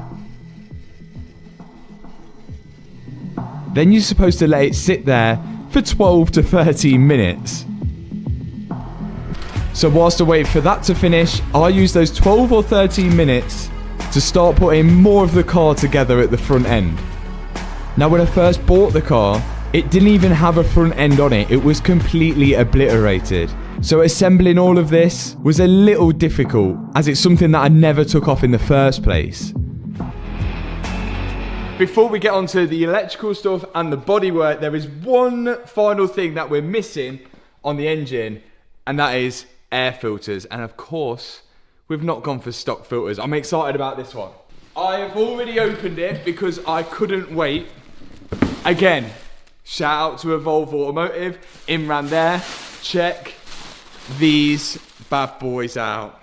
Venturi intakes. The way these work is basically a cone air filter, but the other way round, which actually makes like way more sense because the centrifugal, there's like a centrifugal flow rather than small to big. It's big to small, which creates a centrifugal flow. Force. They're going to go each side here, and I want to hear what they sound like as well. I don't know whether it's going to affect the sound, maybe it's going to sound more Darth Vader-y, but let's fit these on, and then the engine is done and dusted, hopefully, fingers crossed. Then we've got the rest of the car to deal with. Let's get these on. First thing to go on with this induction kit is a heat shield. It's pretty obvious what they do, and they go both sides of the engine because there's 2 air filters on this car. Then there's some protective tape to run around the inside of this part, because then the carbon air filter housing slides right through them, and that tape prevents it from being scratched up. And then it's pretty self-explanatory from there. They fit in the exact same way the stock filters would have fit in. And whilst I was doing that, Kevin decided to start recycling. And there was 2 final pieces to go on, the air shrouds at the front, which should help guide that cool air into the new induction system. Look at them. That is full carnage now. I've got to give the engine bay a bit of a clean over, and also some little brackets which sort of sit here and then rest on there for the heat shield. But I cannot wait to start this thing and just sort of listen to see if these make any difference to the sound. We know the performance is probably going to increase, but I don't know about the sound. Then we have these air intakes which direct the cold airflow in there and hopefully to these big filters, but it's not really going to be directing anything stood still. But Hannah is about to start it now, and we're going to, I know how much you love this BMW. Great. But now that we've got the coolant in, we can actually run this car to temperature and give it a few revs as well. Let's see if it's going to sound any different. I don't know.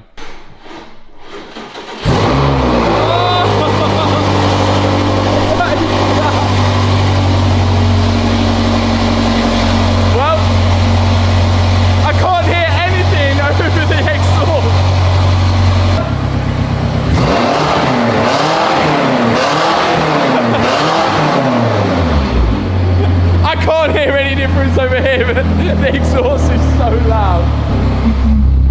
How are we looking? Got engine management light on. Yeah, tyre pressure.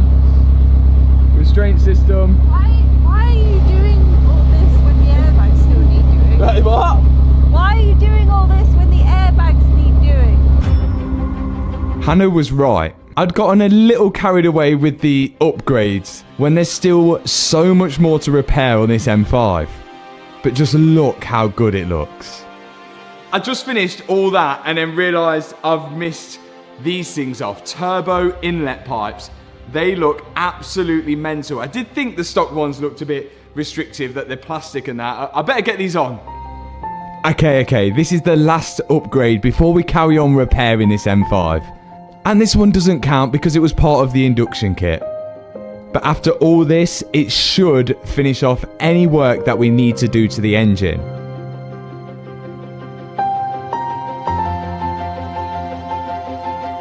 Look at that. That is one mental looking engine bay. Full carbon intakes now, all the way to the turbos, and then with the gold charge coolers. But we've still got, well, this to deal with, and we've still got, well, all of this to deal with.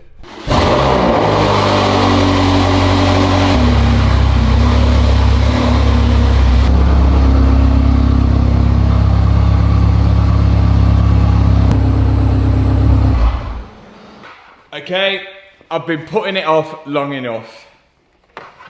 We need to do this dashboard.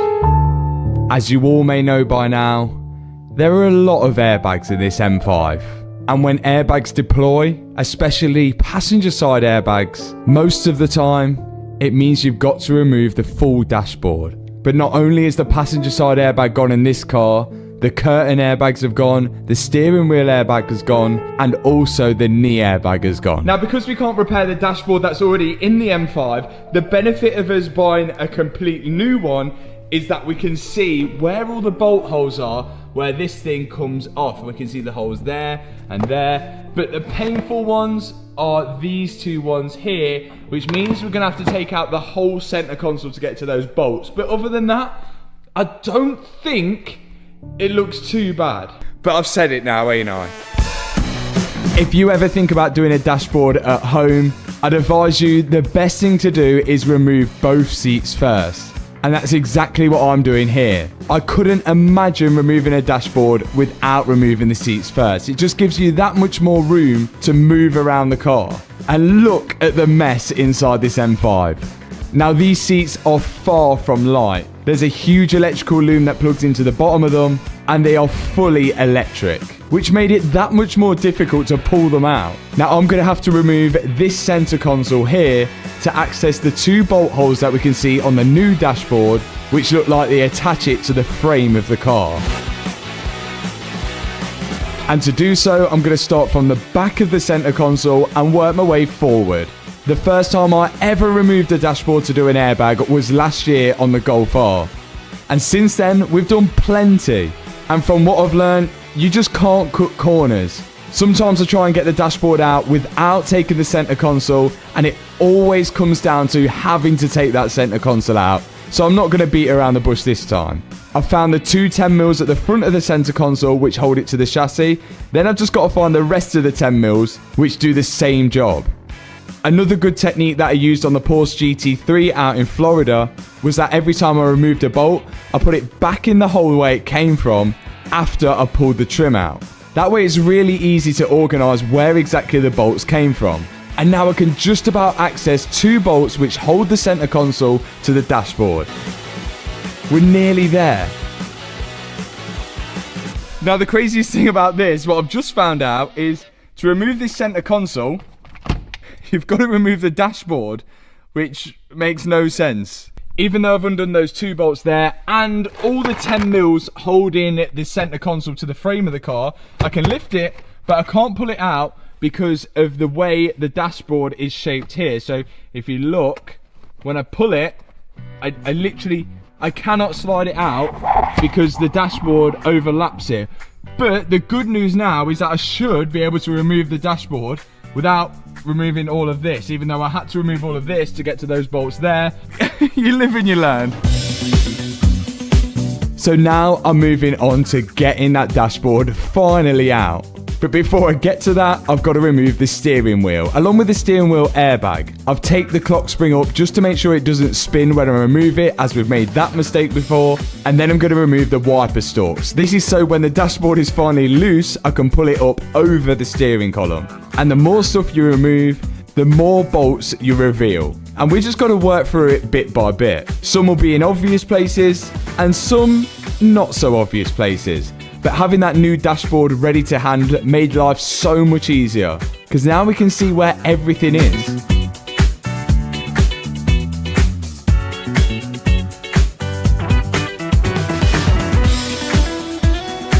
I can see here on the right hand side, there's about 3 or 4 bolts which attach it to the frame.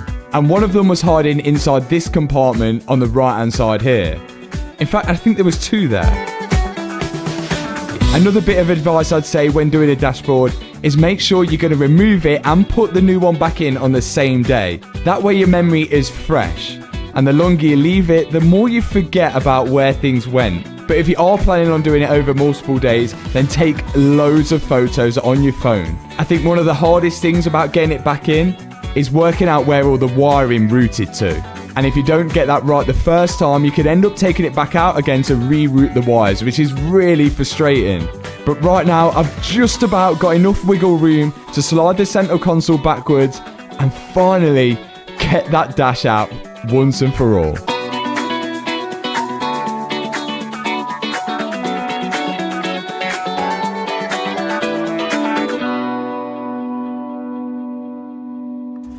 Yeah,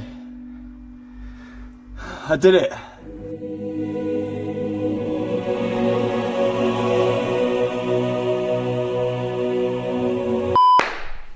Old dashboard is out. Actually, wasn't too bad. I might actually be getting a little bit better at this thing. I've certainly had a lot of practice.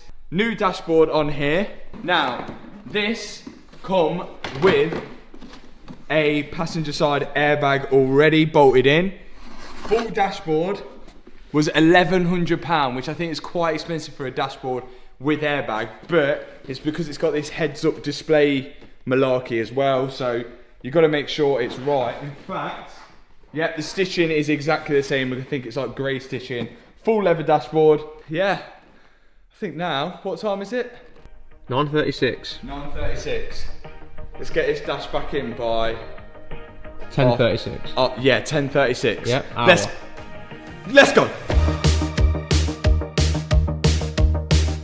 It was a race against time. Could we get the new dashboard in within 1 hour? I think we're probably being a little ambitious, but now we know where everything goes, I can't see why not. Okay, 10:15. We've got 15 minutes left, Liam. Smashing it. It's just plugs now, look. It's just plugs. Yeah, it's just plugs. Plugs. I'm an electrician, and electricians just plug stuff in apparently. So. Yeah, all you do is plug stuff in. Plugs and plugs. They just plug in. Yeah, there isn't many plugs. Okay, let's do some plug-in. It's actually the plug-in which makes this job time-consuming. You can't rush something like this. If you leave one of those connectors not plugged in, then there's something on the dashboard that's not going to work. And I don't want to be the guy that has to take it all apart to plug one tiny connector back in. But me and Liam were making good headway. We're now getting the instrument cluster back in, and I was working on the left-hand side of the car getting all the trims in. It made life so much easier that I'd left the bolts in the holes that they came out of, as that I wasn't hunting round for a bolt that I'd placed in the middle of nowhere.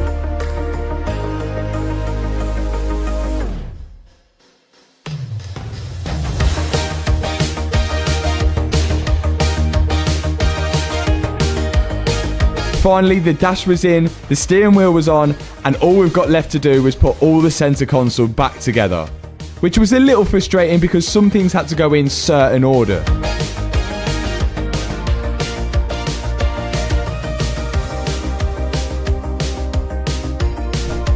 £329.39p. It's got to go up here. And that was for the knee airbag, and that was directly from BMW. I couldn't find one anywhere else. Liam, what's the time? 10:30. Yeah, 10:30. 10:25. Yeah, 10:30. We've got how many? 10 minutes to spare? Yeah. Yeah, 10 minutes to We spare. did it. We absolutely nailed it. Check it out. Although we didn't do it. We were an hour over. It took 2 hours to put back in. But we've done the centre console as well. And we did the centre console, yeah. Do you know, I'd actually be interested to see what the actual book time for that was. Because I think 2 hours, it was a couple hours getting it out. So I reckon 4 hours all round job of doing this. And I don't have a steering wheel airbag yet. We still got to do the curtain airbags. But everything is all in. And... back me up, Liam. How many bolts left? There's actually no bolts left. We're getting so much better at this. There's literally no bolts left. Smashed it. Whether we've actually left anything unplugged or not, that's another story. that is another story. So before we deal with this situation, we've got some unfinished jobs to do in the interior, and quite clearly, well, we're not finished. Just like the GT3, every airbag has deployed in the M5. And what's in this box here are some new curtain airbags. In the last video, we tackled the biggest part of the airbag system, the passenger side airbag, which required me to change the full dashboard. But we've still got a lot left, and one of them is the curtain airbags. They are held in with these non-reusable clips, which are a nightmare to get out, and then a few T30 bolts which hold it to the frame of the car. Remember, these curtain airbags have to be really well secured because when the canister ignites the airbag, you don't want the airbag flying across the car. And now we have the old one off. Here is the new one with all new clips and a brand new airbag canister. I tried to find these secondhand on eBay, but I had no luck, so I ended up buying them direct from BMW. But the pricing wasn't too bad, but we'll get to the pricing later on in the video. But now the curtain airbag is installed, I can start putting back all the trim pieces and start making the M5 interior look like an interior again. And of course, I've got to do the same on the driver's side. Job done. Curtain airbags in. There is one more airbag to go, and that is, of course, the steering wheel airbag. This one was broken, but before we got into the steering wheel airbag,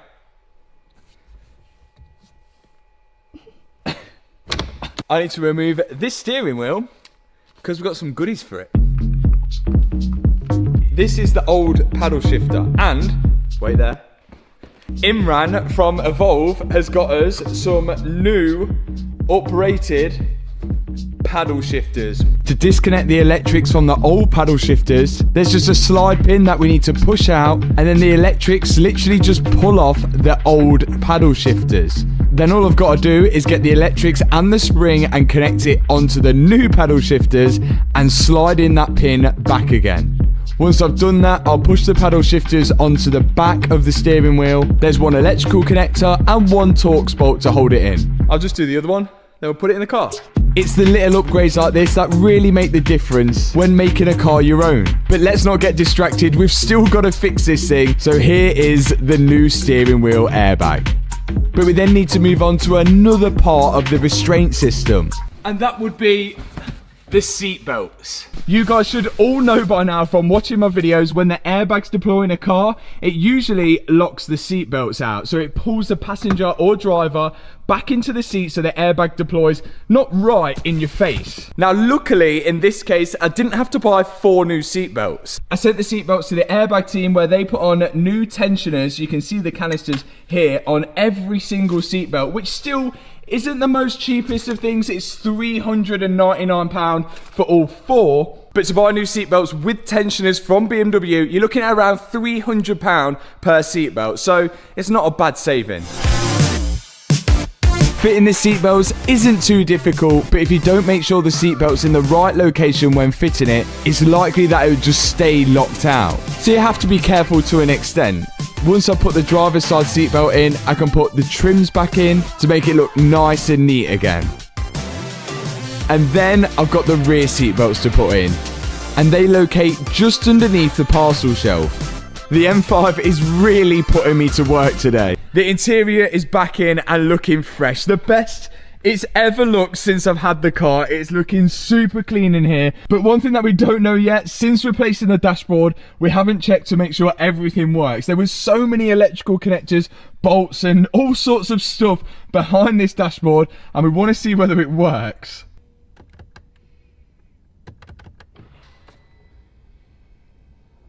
We're on. Well, I've not started it, but the dashboard is all on. We've got so many warning lights. Oh, wow. Oh, no. No, no, no, no, no, no. Okay. Okay, that's not working. There's a car. Oh. Oh, it did work. Oh, it does work. Sometimes it works. One thing that we do have on is still a restraint system warning light, and that's because we're still not finished with the restraint system. The next part of the restraint system is actually to do with the bonnet hinges, and you can see them just here, and they're on both hinges each side. I managed to get a new set of these hinge thingies from eBay for £115, which is still quite expensive for these little small things, but from BMW, it's a lot more expensive. These things are actually called pedestrian protectors, I believe, and they're designed to protect a pedestrian if you hit them. You can see the bonnet rises here when the pedestrian is hit to act as a sort of cushion for the poor guy when he whacks into the bonnet. Now, as mine have been detonated, they're not going to detonate again, and that's why I need to replace them. And due to how bad the bonnet was all twisted up and bent, I'm also going to be replacing the bonnet hinges as well. In my experience, I've found that this is a pretty good idea, as when you buy a brand new bonnet and you're trying to line it up, it sometimes can be really difficult if there's a slight bend in the bonnet hinge, and it's really difficult to tell. So sometimes it's a lot better just to get new hinges. But we're not in the all clear just yet. In order for the protectors to detonate, we need sensors on the front of the car. What's in this is, I'm still not too sure how these work. There is a sensor at each end of the car with a sort of vacuum line, and when this gets pinched, it sets something off in the sensor which pushes those pedestrian protectors upwards. And this, well, I'll show you where it goes. This line and the sensors slot into this foam piece which sit on the crash bar. And I assume if that airline gets a pinch or registers an impact, then it will send a signal to the pedestrian protectors to pop the bonnet hinges upwards. And with those fitted, I can now slide it onto the front crash bar. And then it's on with the new wiring loom which I had to buy from BMW. Again, more expense. Each one of these plugs is going to plug into something I know is going to be expensive because it's electrical. But the good news, the restraint system is almost there. One final thing. The channel's all-time favourite, the pyro fuse. This thing breaks when the airbags deploy, stopping you from starting the car, because what it does, this pyro fuse goes on this side here. All this fuse does is isolate the power going directly to the starter motor, so you can no longer start the car. Now, to get a pyro fuse from BMW, you have to buy this full section, like most cars, which is over £550. But just Google the part number of the pyro fuse, $21.99 off eBay, and they're used on, in fact, most cars. Even Rolls-Royce use this. Let's get it in. If you've missed a few episodes, then we've been able to start the car by bypassing the pyro fuse. And if you ever buy a crash damaged car which won't start, this is the best place to start. We can bypass it from moving the cable which sits on the pyro fuse over to the main body electrics. Again, it's super sketchy, but it seems to work for short-term use anyway. But now that I've got all the airbags and restraint system in, I feel comfortable enough to refit the pyro fuse. And luckily, on the BMW, it's not in a too difficult position. Moving on to my headlight situation. I bought 2 second-hand headlights, and even though they're the right part number, only one seems to be working. What? How did that one not come on? These were £800 each, and I hope it's money not wasted. So the left headlight, for no reason at all, doesn't work, but the right one works completely fine. So apparently, I've been speaking to Defined Coding on Instagram, and he says now a lot of the electrical parts and the modules on BMWs and a lot of new cars are locked to the VIN of that car, especially if you're putting on a second-hand part. It's trying to stop people from stealing parts and then putting them on other cars. We could potentially have a stolen headlight, or we could, all we need to do is code it to the car, which is more than likely. I don't think it'll be stolen, but we're about to find out. I had to plug this cable into an OBD port, which then goes to an Ethernet cable on the laptop. Then Defined Coding was able to remotely code the car. Is one... Okay. One's just came on already. That was like 2 seconds. Come on, Defined Coding, you absolute legend. That was like 3 seconds, done. Legend.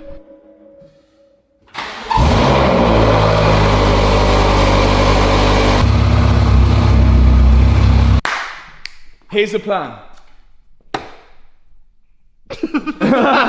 There's an issue which we're going to get to, but of course we're missing body panels, and this has got to go to the body shop at some point in its life. This is the old wing or fender if you're American. Thought it was savable, doesn't look that bad, but this has been dented. That maybe could have been pulled out. In fact, oh no, it's all been creased up, that's why. Yeah, the whole thing's creased. So, I looked on eBay, couldn't find any. But from BMW, about a couple of £100 for a brand new wing from BMW, so at least guaranteed fitment. I just want to bolt it in with a few bolts because of course the body shop's got to take it back out and they're going to go mad at me if I put it in properly. It's looking better already. We've got the plastic stuff to still take out that. That's one wing on. Next step, bonnet. Here we go. A brand new BMW bonnet as well, which surprisingly was cheap. We'll get to all the prices at the end. This was a lot cheaper than buying a brand new second-hand one off eBay. In fact, it was around the same sort of price, but the convenience of having a new one. Chris, There we go. you on? You all good? Good. Finally, the M5 is starting to come together. If it wasn't for that one mistake. In the last video, I vacuum filled the coolant and actually got it running until, well, this happened.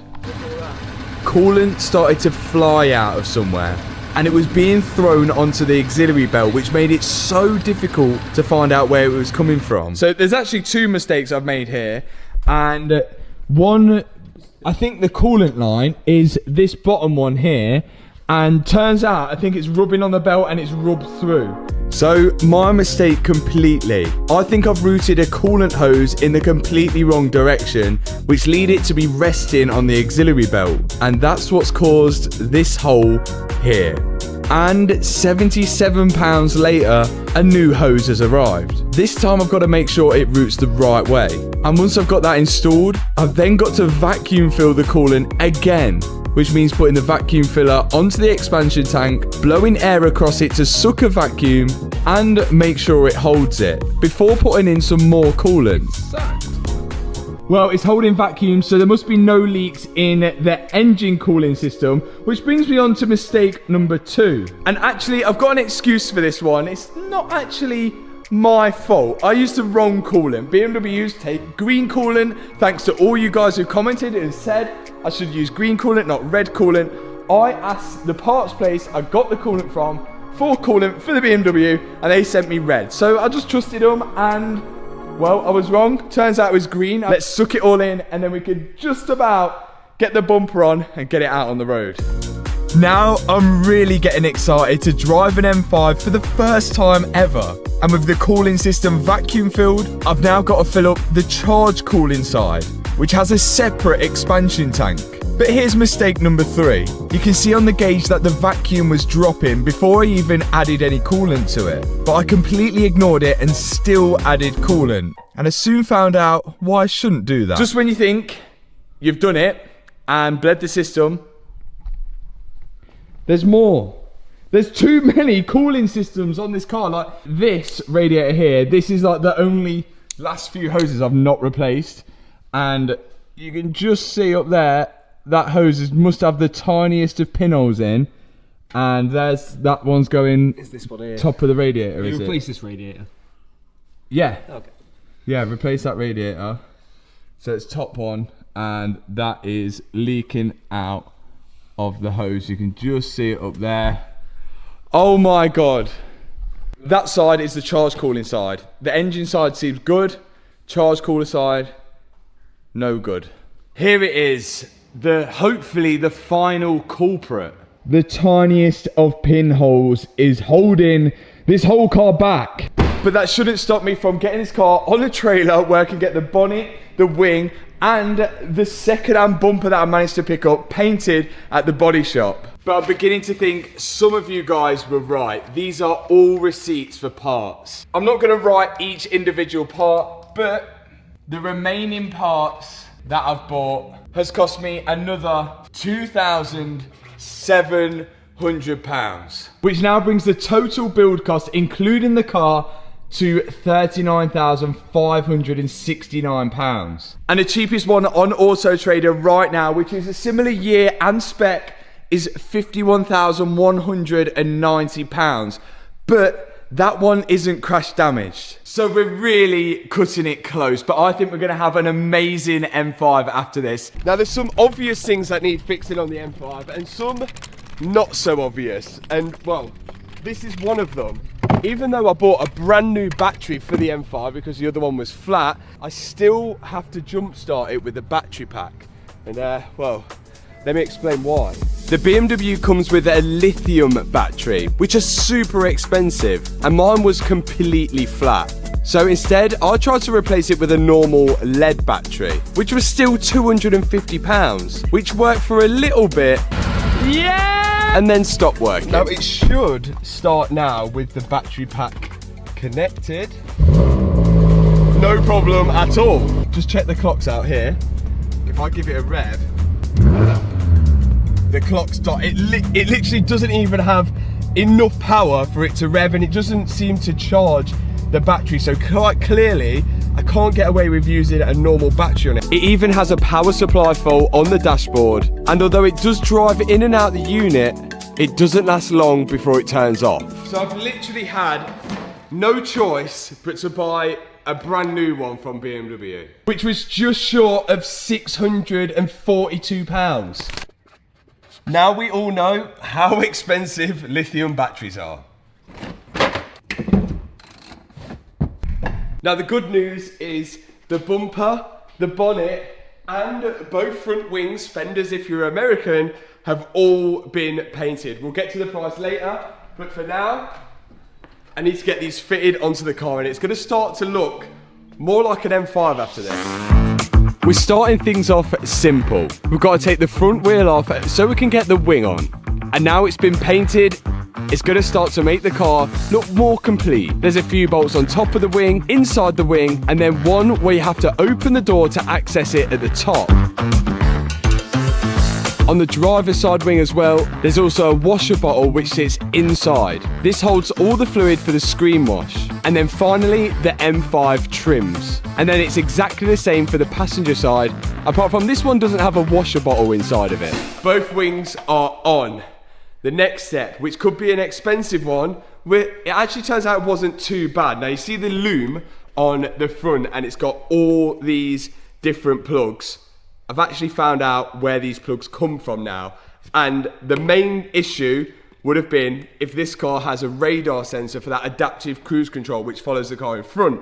But we know we've not got that because on the steering wheel there's no button here for adaptive cruise control to follow the car in front. So I didn't need to buy the radar, but the plug on the loom is still there. But I tell you what there is.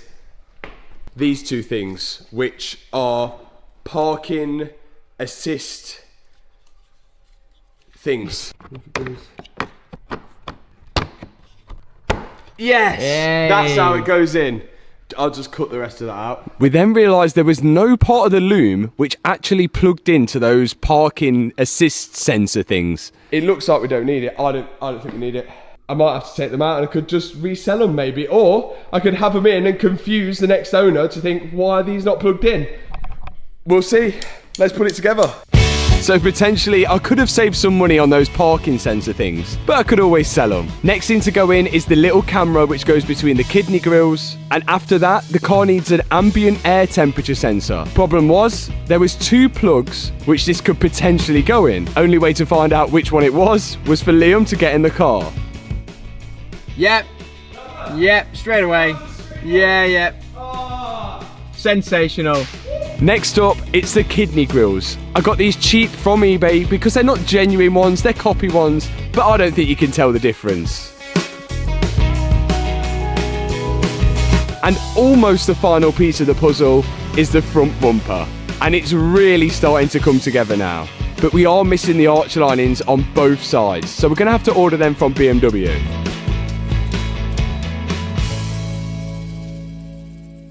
Now with this on like this, we can see whether the parking sensors work, because if they don't, we've got to jack it back up.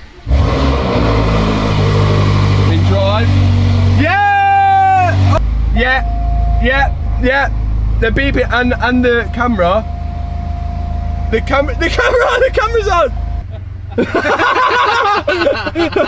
No! Oh yeah. Shredded. You've shredded your belt when you're doing that. Oh yeah. Okay, there could be an issue, which I knew was an issue, but thought I could probably get away with it. So this and this is part of my auxiliary belt. I remember when I put the auxiliary belt on, it looked like the bottom pulley was a little bit bent.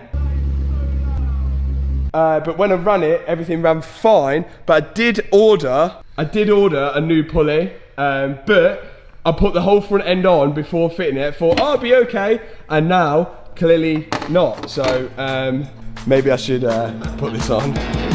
Lesson learned, I should have just changed it in the first place. Because now it is right down there and the radiator fan is pretty much in the way. So even though there's a super tight gap to access the 4 bolts, I somehow still managed to get it off. At this point, I'm hoping it is actually this that's bent and not the bit on the end of the crank because, well, it looks straight, but I don't know. Let's put on the new one. So with more tight squeezing, getting it down, I managed to get the new one on. And just to test whether that was actually a thing that was bent or not, I put back on the old damaged belt. I made sure everything sat in place, started the car, and it all looked good. We just needed a new auxiliary belt. Yes! It worked. We just need a new belt and then we can carry on the rest of the car. Come on! So a new auxiliary belt is on order, along with the front arch linings as well. But in the meantime, I could put everything back together. Right, whilst we get a belt and everything, we might as well figure out why we have this airbag light still on, even though we replaced all the airbags. I was hoping it was just a case of clearing fault codes, but it turned out not. Knee airbag, driver, resistance too low. Right, so knee airbag, which is under there. There was a fault with the knee airbag, and if you remember, we bought a brand new one from BMW in the previous videos you can see here. So there's got to be something wrong with either the airbag or the wiring going to it. I removed the knee airbag, but everything looked fine. And so did the wiring going to it. So we've got to now test whether there's any faults with the knee airbag. The maximum it's meant to be is 5.4 and the minimum it's meant to be is 1.3 and it's 0. So the airbag was reading 0 ohm when it was plugged in and 25 ohm when it wasn't plugged in. So the airbag is shorting out when it's plugged in, indicating it's a problem with the airbag. But the only thing I could do now is install it back in place because I wanted to get the car on the road, but later we'll try and return it to BMW. So it's defective then? Yeah. Because it's plugged in? Yeah, it's defective. It is defective, so It's collided. looks like we're going to BMW tomorrow. For a lot of things. For a lot of things, yeah. We are now so close to getting the M5 back on the road for the first time since the accident. But one thing that we haven't done is put fresh oil in it, which is going to be needed, especially as this will be going on the dyno later in the video. Oil filter changed, and by now BMW have delivered the rest of the under trays and the front arch linings as well. As for the knee airbag, well, that's a different story, and we're going to have to cover that later in the video. But the front arch linings are now in, looking really smart, along with the rest of the under trays. Down comes the M5, and in goes 9.5 litres of oil. And then last but definitely not least, the freshly painted bonnet, which Hannah has come to help me put on.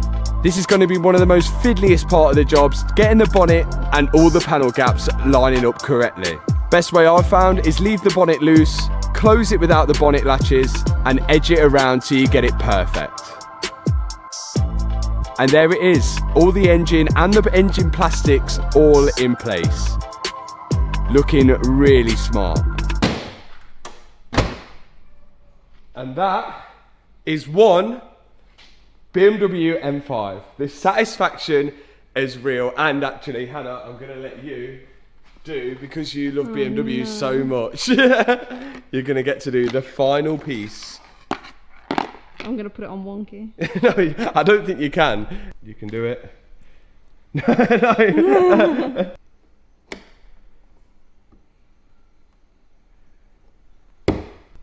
Yeah. Do you like it now? No. No. Well, I think it looks pretty cool, but everyone has seen a standard-ish BMW M5. And now this is where things get interesting before we go and drive it. Time to add some modifications. Now, what's better than no splitter? A carbon fibre front splitter, of course. So now that's exactly what me and Hannah are fitting. And the black standard rear diffuser is good and all, but what's better than that? Of course, a carbon fibre rear diffuser as well. So me and Hannah are fitting one of them. Also with the carbon fibre diffuser, there's little side spats which also go with it, which look pretty good. Now the standard black spoiler is okay, but what's better than a standard black spoiler? A carbon fibre one, of course. So me and Hannah are going to fit one of them. But turns out that the tape provided with the spoiler wasn't as strong as we thought. So we sacked that off and in the end used Tiger Seal to stick the carbon fibre spoiler to the boot lid. The company I bought that carbon stuff off didn't sell the side skirts, so I ended up buying them from eBay. And well, this is what came. It said carbon in the title, and quite clearly, look at the state of them. I don't know what it looks like on camera, but they are definitely not carbon. Some kind of fake copy hydro dipped carbon, well and truly catfished. They're going back. Now there was still more carbon to fit to the car, but I had an appointment at Wheel Mania and I couldn't let them down, so I had no choice but to drive it as it is. Almost forgot number plates. Thanks again, UMR Plates always sorts us out with the number plates. Let me get it straight. Yeah. It's a bit wonky. It's good enough, let's go. Well, I got 5 seconds down the road and I now have a drivetrain fault and I can't take it over 2,000 revs. This car is going to be one of them cars because there's so many sensors on it. I don't know whether this has got anything to do with the induction kit, whether it's got something to do with the exhaust. Don't know. In limp mode or not, I finally made it to Wheel Mania. The place for all wheels. And wheel refurbishments as well, of course. I don't actually think the stock wheels on the M5 look too bad, but there's definitely room for improvement and to make the car look more like my own. Well, I'm missing something. My number plates fell off. Okay, maybe that's why it went into limp mode.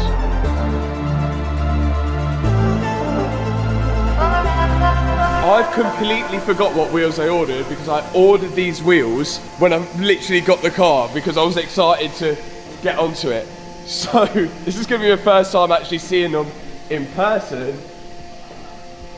Oh, is that them? Okay, they look sick.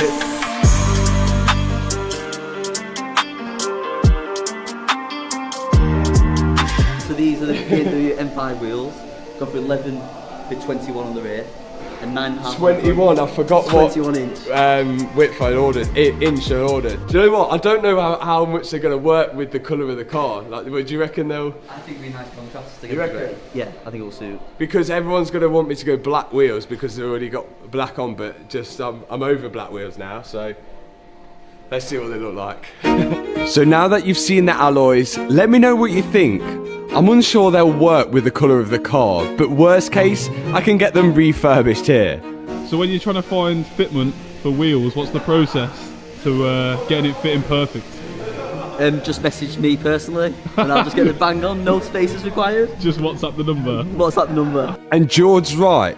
I've been coming to Wheel Mania for years now, and they always get the fitment spot on. It's a proper family-owned business which really takes care of the customers. And if you guys need any alloys for your car, I've left their WhatsApp number in the description box below. Let's go blow up their phone. But now, the wheels have been fitted. Do you know what? I think it looks 10 out of 10, and I never would have chose this colour. But I don't want to show you guys just yet. I need to finish this car with all them electrical faults and all sorts before I show you. And there's more carbon to go on, so back to the unit. So, interesting first drive in limp mode, under 2,000 RPM, but I've been doing some research, and I think I know why. But before we get onto that, we have some stuff here to fit and some stuff here to fix. So this part of the steering column here, which should move back and forth and up and down, it doesn't really, oh, sometimes it works, but sometimes it doesn't work. But this is the perfect time for me to not only change this, because one actually came with the dashboard and I didn't fit it, but also to do another mod as well. First step is to disconnect the battery. And that is because we're going to be removing the steering wheel airbag. And once the steering wheel airbag is removed, then we can loosen the bolt which holds the steering wheel to the steering column. Once that's off, I can then access the bottom panel which is underneath the steering wheel, which has all those switches and the faulty adjustment switch as well. And now I can remove that one and replace it with, hopefully, the good one. Once that's installed, we can move over to the next modification from Premium Bespoke Auto Works. But in able to fit that modification, I've got to completely strip down the stock steering wheel so I can fit it on to the brand new carbon fibre steering wheel. This is going to look so good. And I've had this completely customised to my own liking. It's just a case of fitting it back onto the car now and doing everything in reverse. And there it is, one carbon steering wheel with a bronze centre line to match the bronze on the front of the car that I've done behind the kidney grills, and the blue and red stitching to match the blue and red stitching that is on the seat belts on the car as well. I really thought about this one. So, does this work? Yes. Now, this is now working. Carbon steering wheel looks good. But right now, I want to sort the issue out on why this car's in limp mode and won't let me take it above 2,000 revs. Let's do this.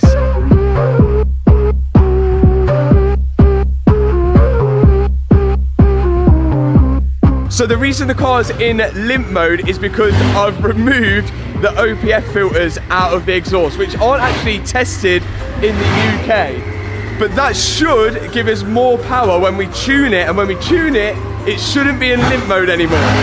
It's gonna be so loud. To put this theory to the test, I brought the M5 to Mallory Performance. And hopefully after the tune, we'll unleash some serious power. We're just about ready. 618 brake. What we're after? Well, 617 stock. Okay, we're after 618. Even though the car was in limp mode, we attempted to do one dyno run just before we tuned it. We're looking for 617 bhp.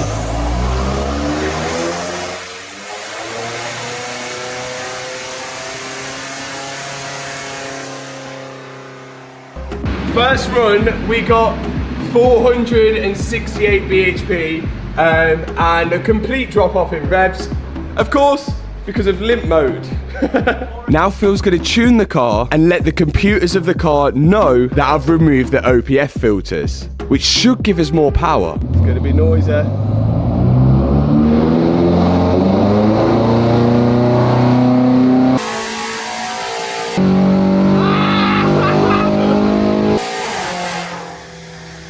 $708 HP and 8 horsepower and 801 Newton meters of torque.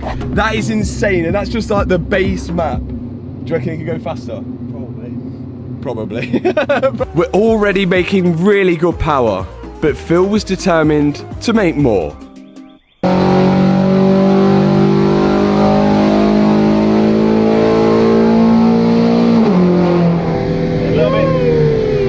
Is it going to be quicker? We have made more. We've made more?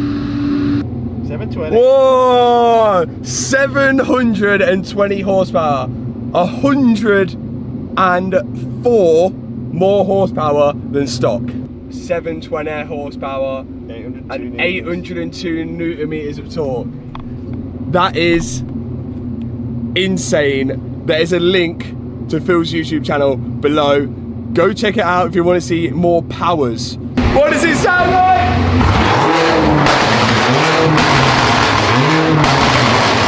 That is so loud. Oh my god! That is absolutely nuts. 720 horsepower is insane, but what's it going to be like on the road? This looks like it's going to be one hell of a first drive because it looks like it's about to throw it down, and you guys are about to see the car in full, complete-ish for the first time. Let's do it.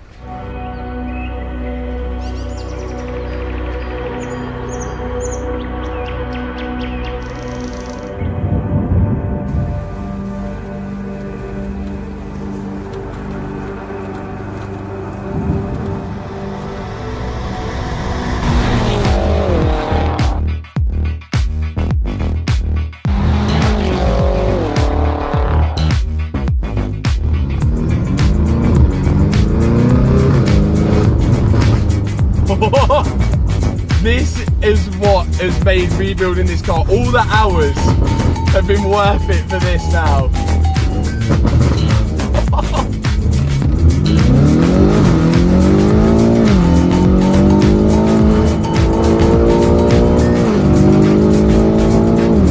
What?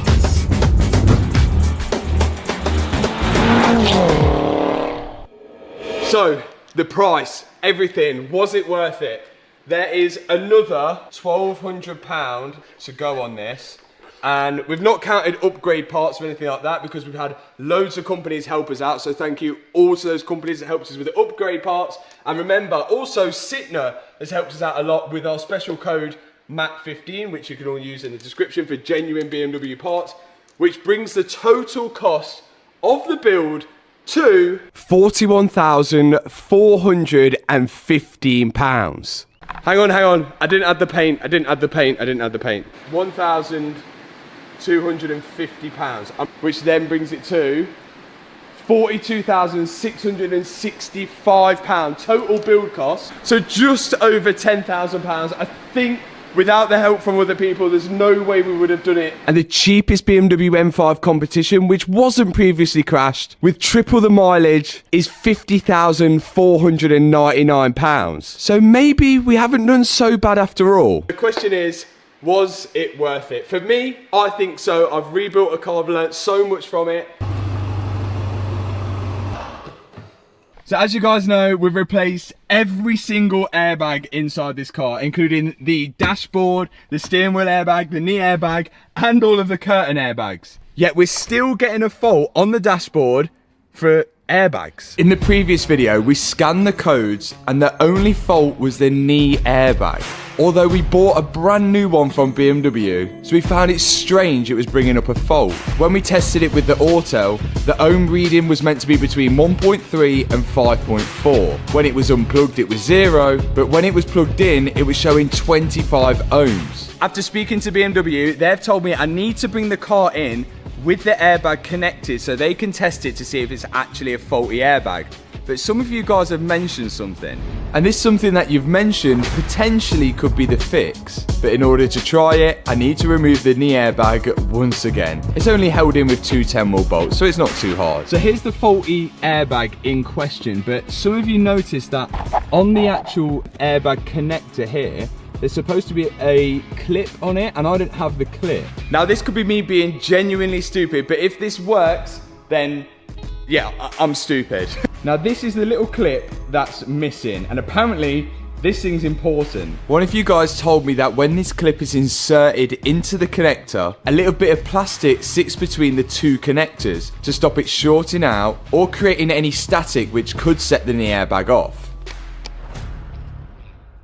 That's connected. I'm not feeling confident. The airbag light was still on, then went off, then back on again. Still there, and we still have a restraint system issue. You know what, let's scan the codes and just check. So in goes the auto device into the OBD port, and up come a bunch of old fault codes that we need to clear off first. And once we cleared them, we could check the results. Oh, here we go. Okay. Oh, it could have fixed it, Matt. Wow, was he looking promising? It could have fixed it. Has that done it? One clip was causing all this hassle, and now we're gonna have to go to BMW and say I'm sorry. Here we go. Let's see.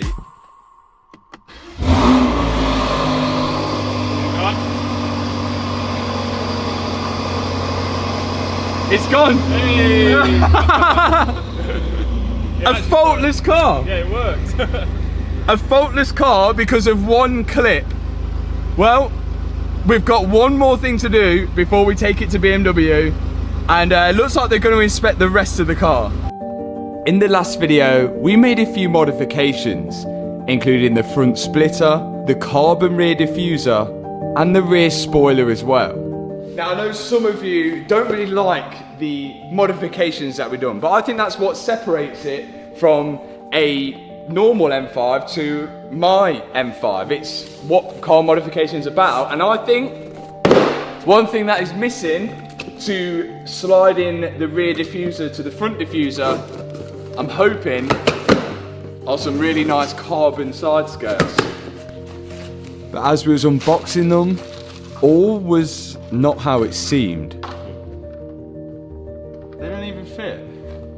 They were miles too short. Right. What? Nah. No, No, there's no terrible. way. Okay, well that's a fail. Looks like we're going straight to BMW. This was it. Yeah.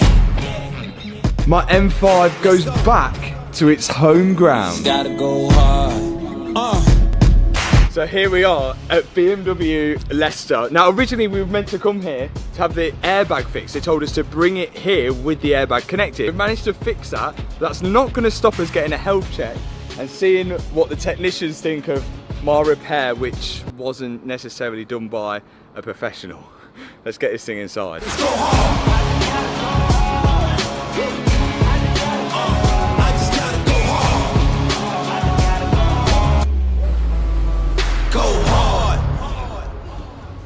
Mr. Armstrong, how are we doing today? You good? I'm good, thank you. Good, good. If I could take your key off of you, I'll just take it straight through, get it sorted for you, and then I'll be right back with the paperwork. Thank you.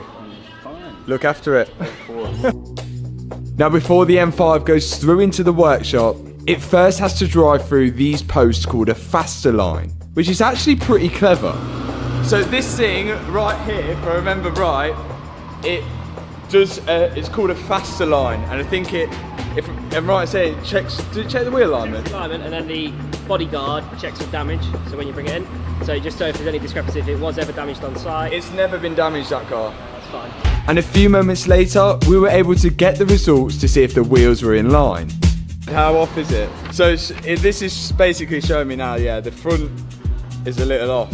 Yeah, we need to do a wheel alignment. It's not surprising that the front wheels are out of line, especially with the amount of work that we've done to it. But if I put that strut tower in even 1 millimeter out, it's going to affect the whole alignment. Even taking the suspension off and on again can affect the alignment. So we need to get it on an alignment rack before we jump to any conclusions that I've installed the strut tower wrong. We're reading the key, so it'll bring up the service data, various error codes. How much fuel you got on board? Any recalls? No. No recalls. No. Great. Does it need servicing? No, I did that. And reset the light. Yeah, reset the light myself in my BMW approved workshop. See where it's been serviced in the past. Sit now. Sheffield, yeah. Okay. At that 1,000 miles. At 9,000. It crashed around then. 12th of January, 21. It crashed in February. Now the M5 was being taken into the workshop, ready for its inspection. But meanwhile, I had another issue. So this is another story in itself. I actually lost the key for the car, so I had to order one from here. And in the meantime, I found my key. This is a non-returnable item though, and that has just cost me a total of £341. But at least I got 2 keys now.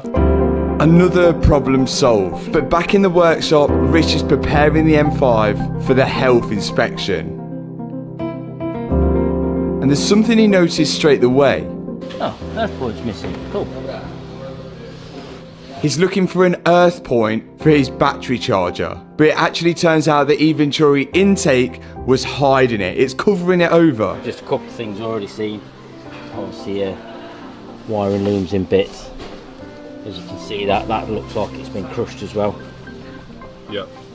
And you see these all data lines as well in here, so obviously that probably wants a dressing. That's probably quite crispy as well.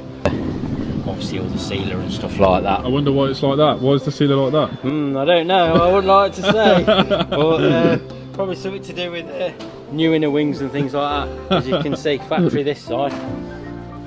As you can see, factory line, but obviously that is done by a machine. Yeah. Yeah, and obviously that one's been done by a Dulux dog. I was going to say, someone looks like they haven't done sealant before. Yeah, that's right. So that's just one of them things.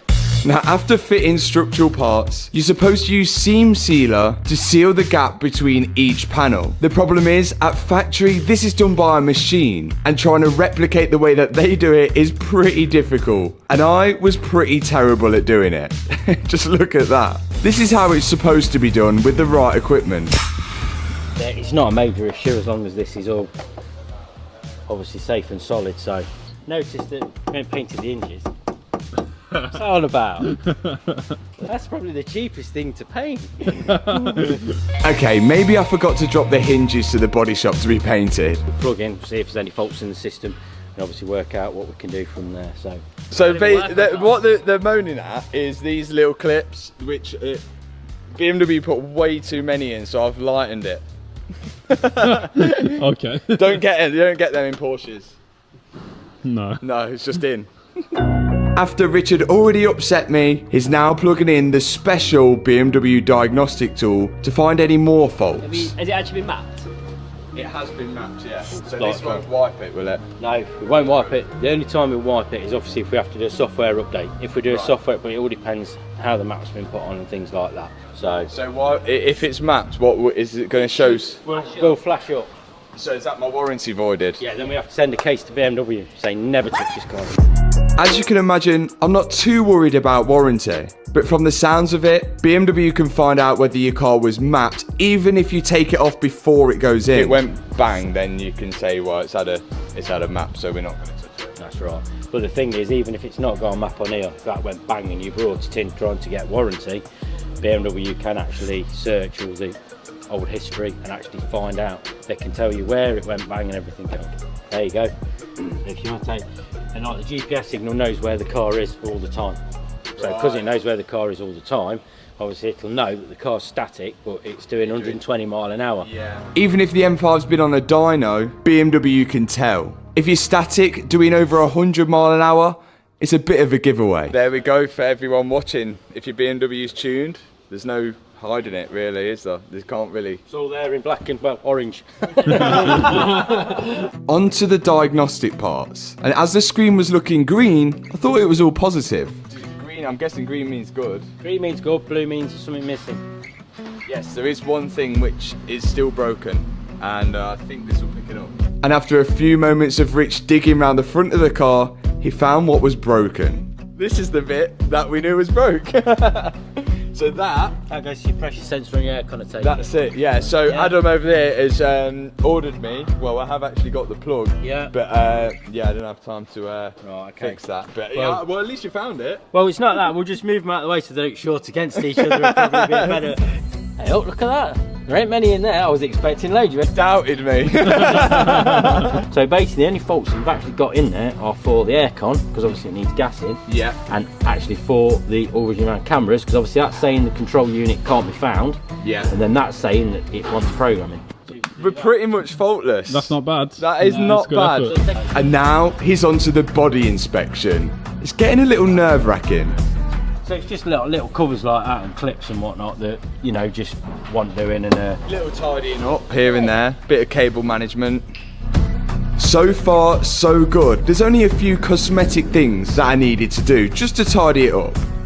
Well, yeah, I mean, that's for the inner wing. It's all in place. It all looks good. So that's quite a good one as well, actually. Yeah. I was getting a lot of comments saying that because there was just a hole in the strut tower, people were saying I could have just filled it with weld and carried on. I'm guessing that's going to affect the whole structural integrity of the car. No, because they're all cast and everything else. Yeah. You can't do. That's why you see you've got all these little bits in it and you just look like a bit, you know, these are all strengthening points all around this, and that's why there's so many of them laced out around here, obviously where the spring tower goes and everything else. You've done exactly the right thing, even though this was more issue.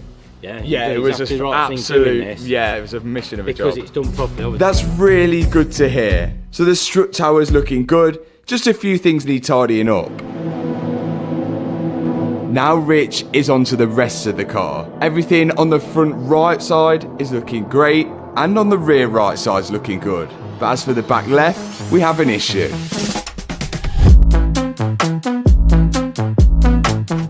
Oh You've got my. a bit of a blower there. So, Well, that's new. My dad was sitting in the back, so we'll blame it on him. That's only just recently done that, and it's only done like 11,000 miles now, but I don't think the springs have helped that situation. Obviously we're lowering it, so the shock absorber has got less travel, which I think would probably affect it. if it's an older shock absorber, then obviously all of a sudden it's dropped. Yeah. Then you're going to get that as well, because the seals are going to be sitting in a slightly different place. It looks like the seals in the rear shock absorber have completely gave up, and there's fluid everywhere. But as I mentioned, I don't think the adjustable springs have helped that situation.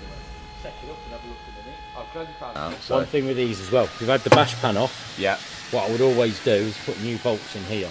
Right, Now, someone said that. there Are they is stretch bolts or something? Yeah, but there is actually a torque procedure for them. Right. Because what you can get, you can put them on, sometimes you're going down the road, you can hear a really horrible creaking noise, sounds like suspension's coming out of it. Right. And all it is, if these aren't torqued up in like the correct pattern, obviously you'll get the noise, and the noise will come from this. No leaks from the diff.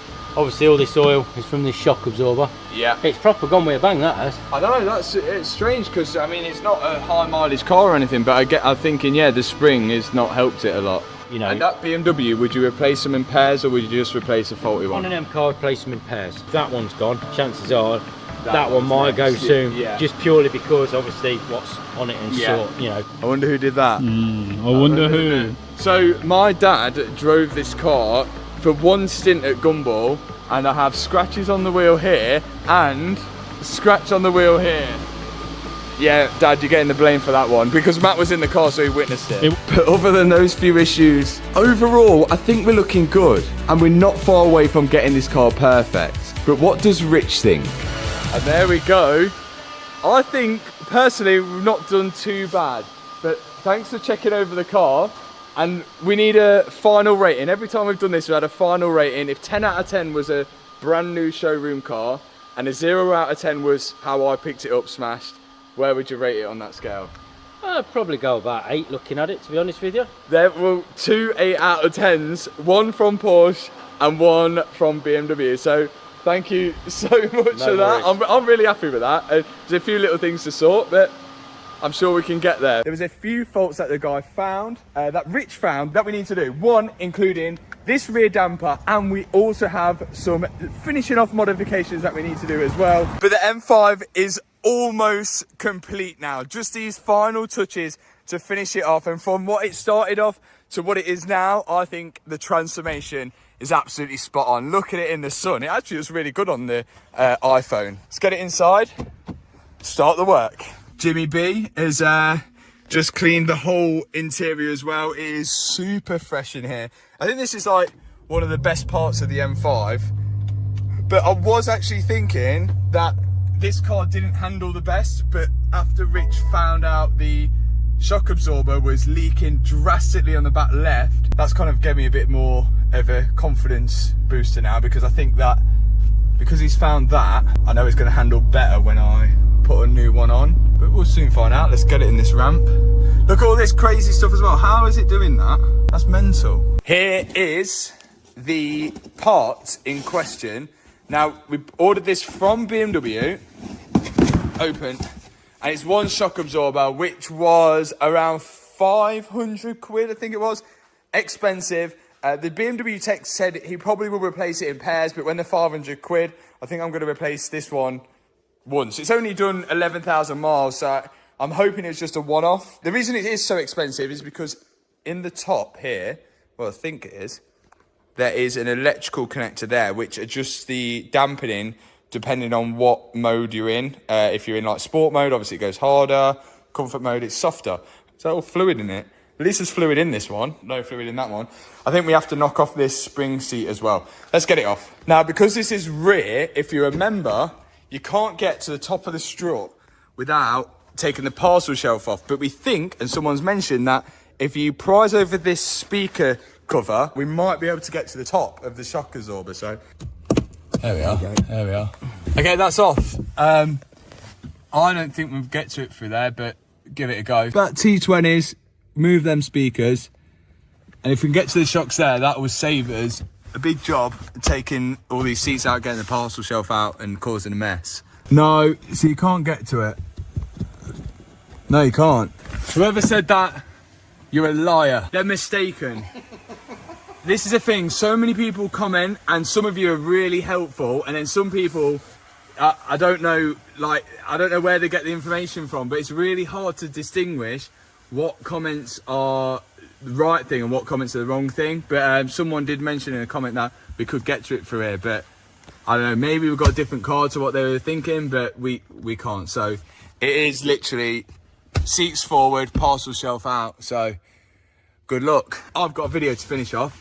So looks like that's your job, Dad. You've got to move it forward in the boot. So the seats, boom. So there's a few clips, but don't lose them. Yeah, they're missing. They're missing? Yeah, there's a clip missing there, but I know you leave them out because it makes it lighter. Oh, it makes it lighter, yeah. So what do we got to do? Don't know. Why do we have to take the seatbelt off? So that it'll allow you to lift that padding up, look, to get to the bolts of the shocker. Look at that. Can you not take the strut off without taking the wheel off? Not without scratching the wheel. And I've already been accused of doing that. Yeah, I think it... Well,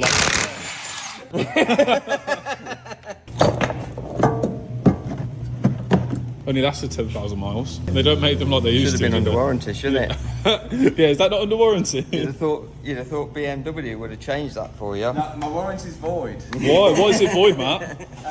Apart from KW suspension on the back, adjustable springs, crash damage, it's tuned, it's got downpipes, exhaust, induction kit. Other than that, it's fine. Yeah. We changed a few airbags. Oh yeah. And we did some work which has to be done by a professional. But you are professional. Yeah, I'm professional. None of that's got to do with the shock absorber bursting though, is it? I think the springs might have. Well, yeah. Are you purposely trying to kill Matt? Oh my God. I wouldn't do that. No, not me either. Yeah, the molars are coming out. This is why the seals broke. Why is it going towards me still? Because you said there we go. You said it won't be. There is a special tool which the BMW guy said that. Oh, shall I get that then? It's a hammer. See, we are BMW approved until my dad walks in. This hammers ain't going to do it. I've got to get the BMW approved one. Got it off. We think the seal actually leaked because normally on stock suspension, that shaft in the middle will be sitting on the regular seal in the same position. But what we've done, after we've put the lowering springs on, the shaft is sat lower, so it could have, like, the bit it's sitting lower on is upset the seal and it's just weaked out of it. But this one shouldn't do that now because it should be used to sitting in the position that the KW ones do, I think. Talking rubbish. No, I think that's why I did it. No, I don't. The further down you go, because of the gas in there, the fluid in there, wouldn't there be more pressure the more you push it down? There's more, yeah, there'd probably be more pressure. So wouldn't you be putting the seal under more stress? Yeah, but why ain't the other side gone? It might be gone. It might be gone. He did tell me to replace them in pairs. He said it might be on its way. Tony. Yeah. If my CV joint went on one side of my car, what should I do? Replace it. What about the other side? What about the other side? There's a special tool for that. Yeah, it's called a hammer. We have got to go to Lamborghini to pick the Murcielago up, which you would have seen already in the previous video, so we're going to leave my dad to it. So by the time we get back, it should be all done, I think. You reckon? No. No. Go get the Lamborghini. Okay, looks like my dad has finished up. New shock absorber on, and he has raised it up a tad. So I'm going to try and get the same measurement on the other side. So we do need to go up a fair bit. That hopefully should prolong the life of this one, but we'll see. All we're doing is twisting this up until we get roughly the same. It's not the precise way you're supposed to do it, because obviously different parts of the car weigh different, so it might sit lower on one side, but it's just the way I can get this done before we do all the wheel alignment and make sure everything's straight. Oh, I'm gonna be a while. Tell me you put coilovers on every single car that you own without telling me you put coilovers on every single car that you own. We are about pretty much at the same height, both sides. So pop this wheel on, and then we've got another modification we need to do to finish this off. Actually, there's another fix as well. It's quite a finicky one, actually. And here is the new ride height with the good shock absorber on. So that should be all dialed in. There's just a few fastener and fixings that we need to do, and also the connection for the aircon, which the BMW tech pointed out, which we might get to later in the video as well. But I think that's looking fairly level. I've already driven it, and it does drive a lot better. Now, we've failed at this 3 times. No, 2 times. So we've installed the carbon rear diffuser on the rear and the carbon front splitter on the front, which we explained in the main channel video. The first time we bought side skirts, they were fake carbon, they didn't look right. Second time we bought some carbon side skirts which didn't fit. This time, I think we've nailed it. R44 Performance have got us these ones. Well, they haven't got them, I did buy them. Here we go. Ah! Oh, yes! Got a kick out. Wow. Oh, wait, there's more stuff in here. Oh, what? Tickets to Silverstone. Tickets to Silverstone.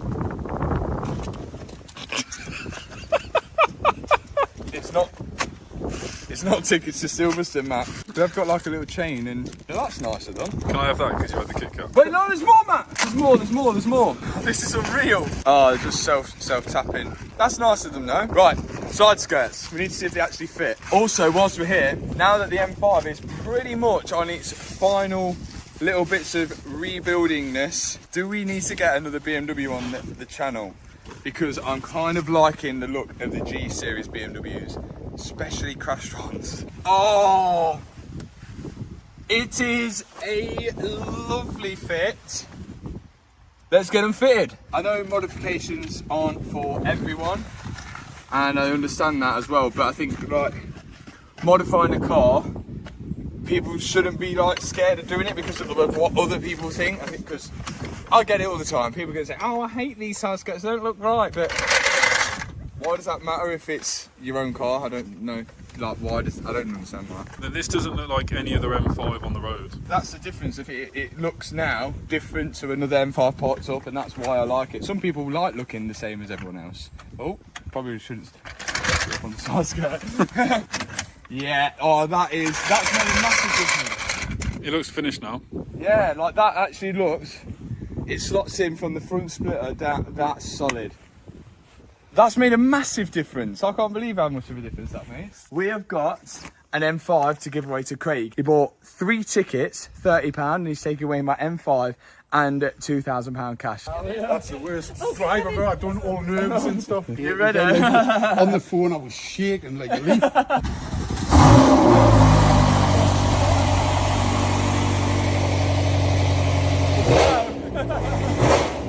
Reckon your neighbours will enjoy that. My lass is going to be exactly the same. She hates little cars. This is one of my dream cars. Oh no! So are you going to keep it for a bit? I'm going to keep it for a bit, yeah. As long as I can. Put it that way, as long as I can. What a win for Craig! I bet he's absolutely buzzing. This is the best part about it.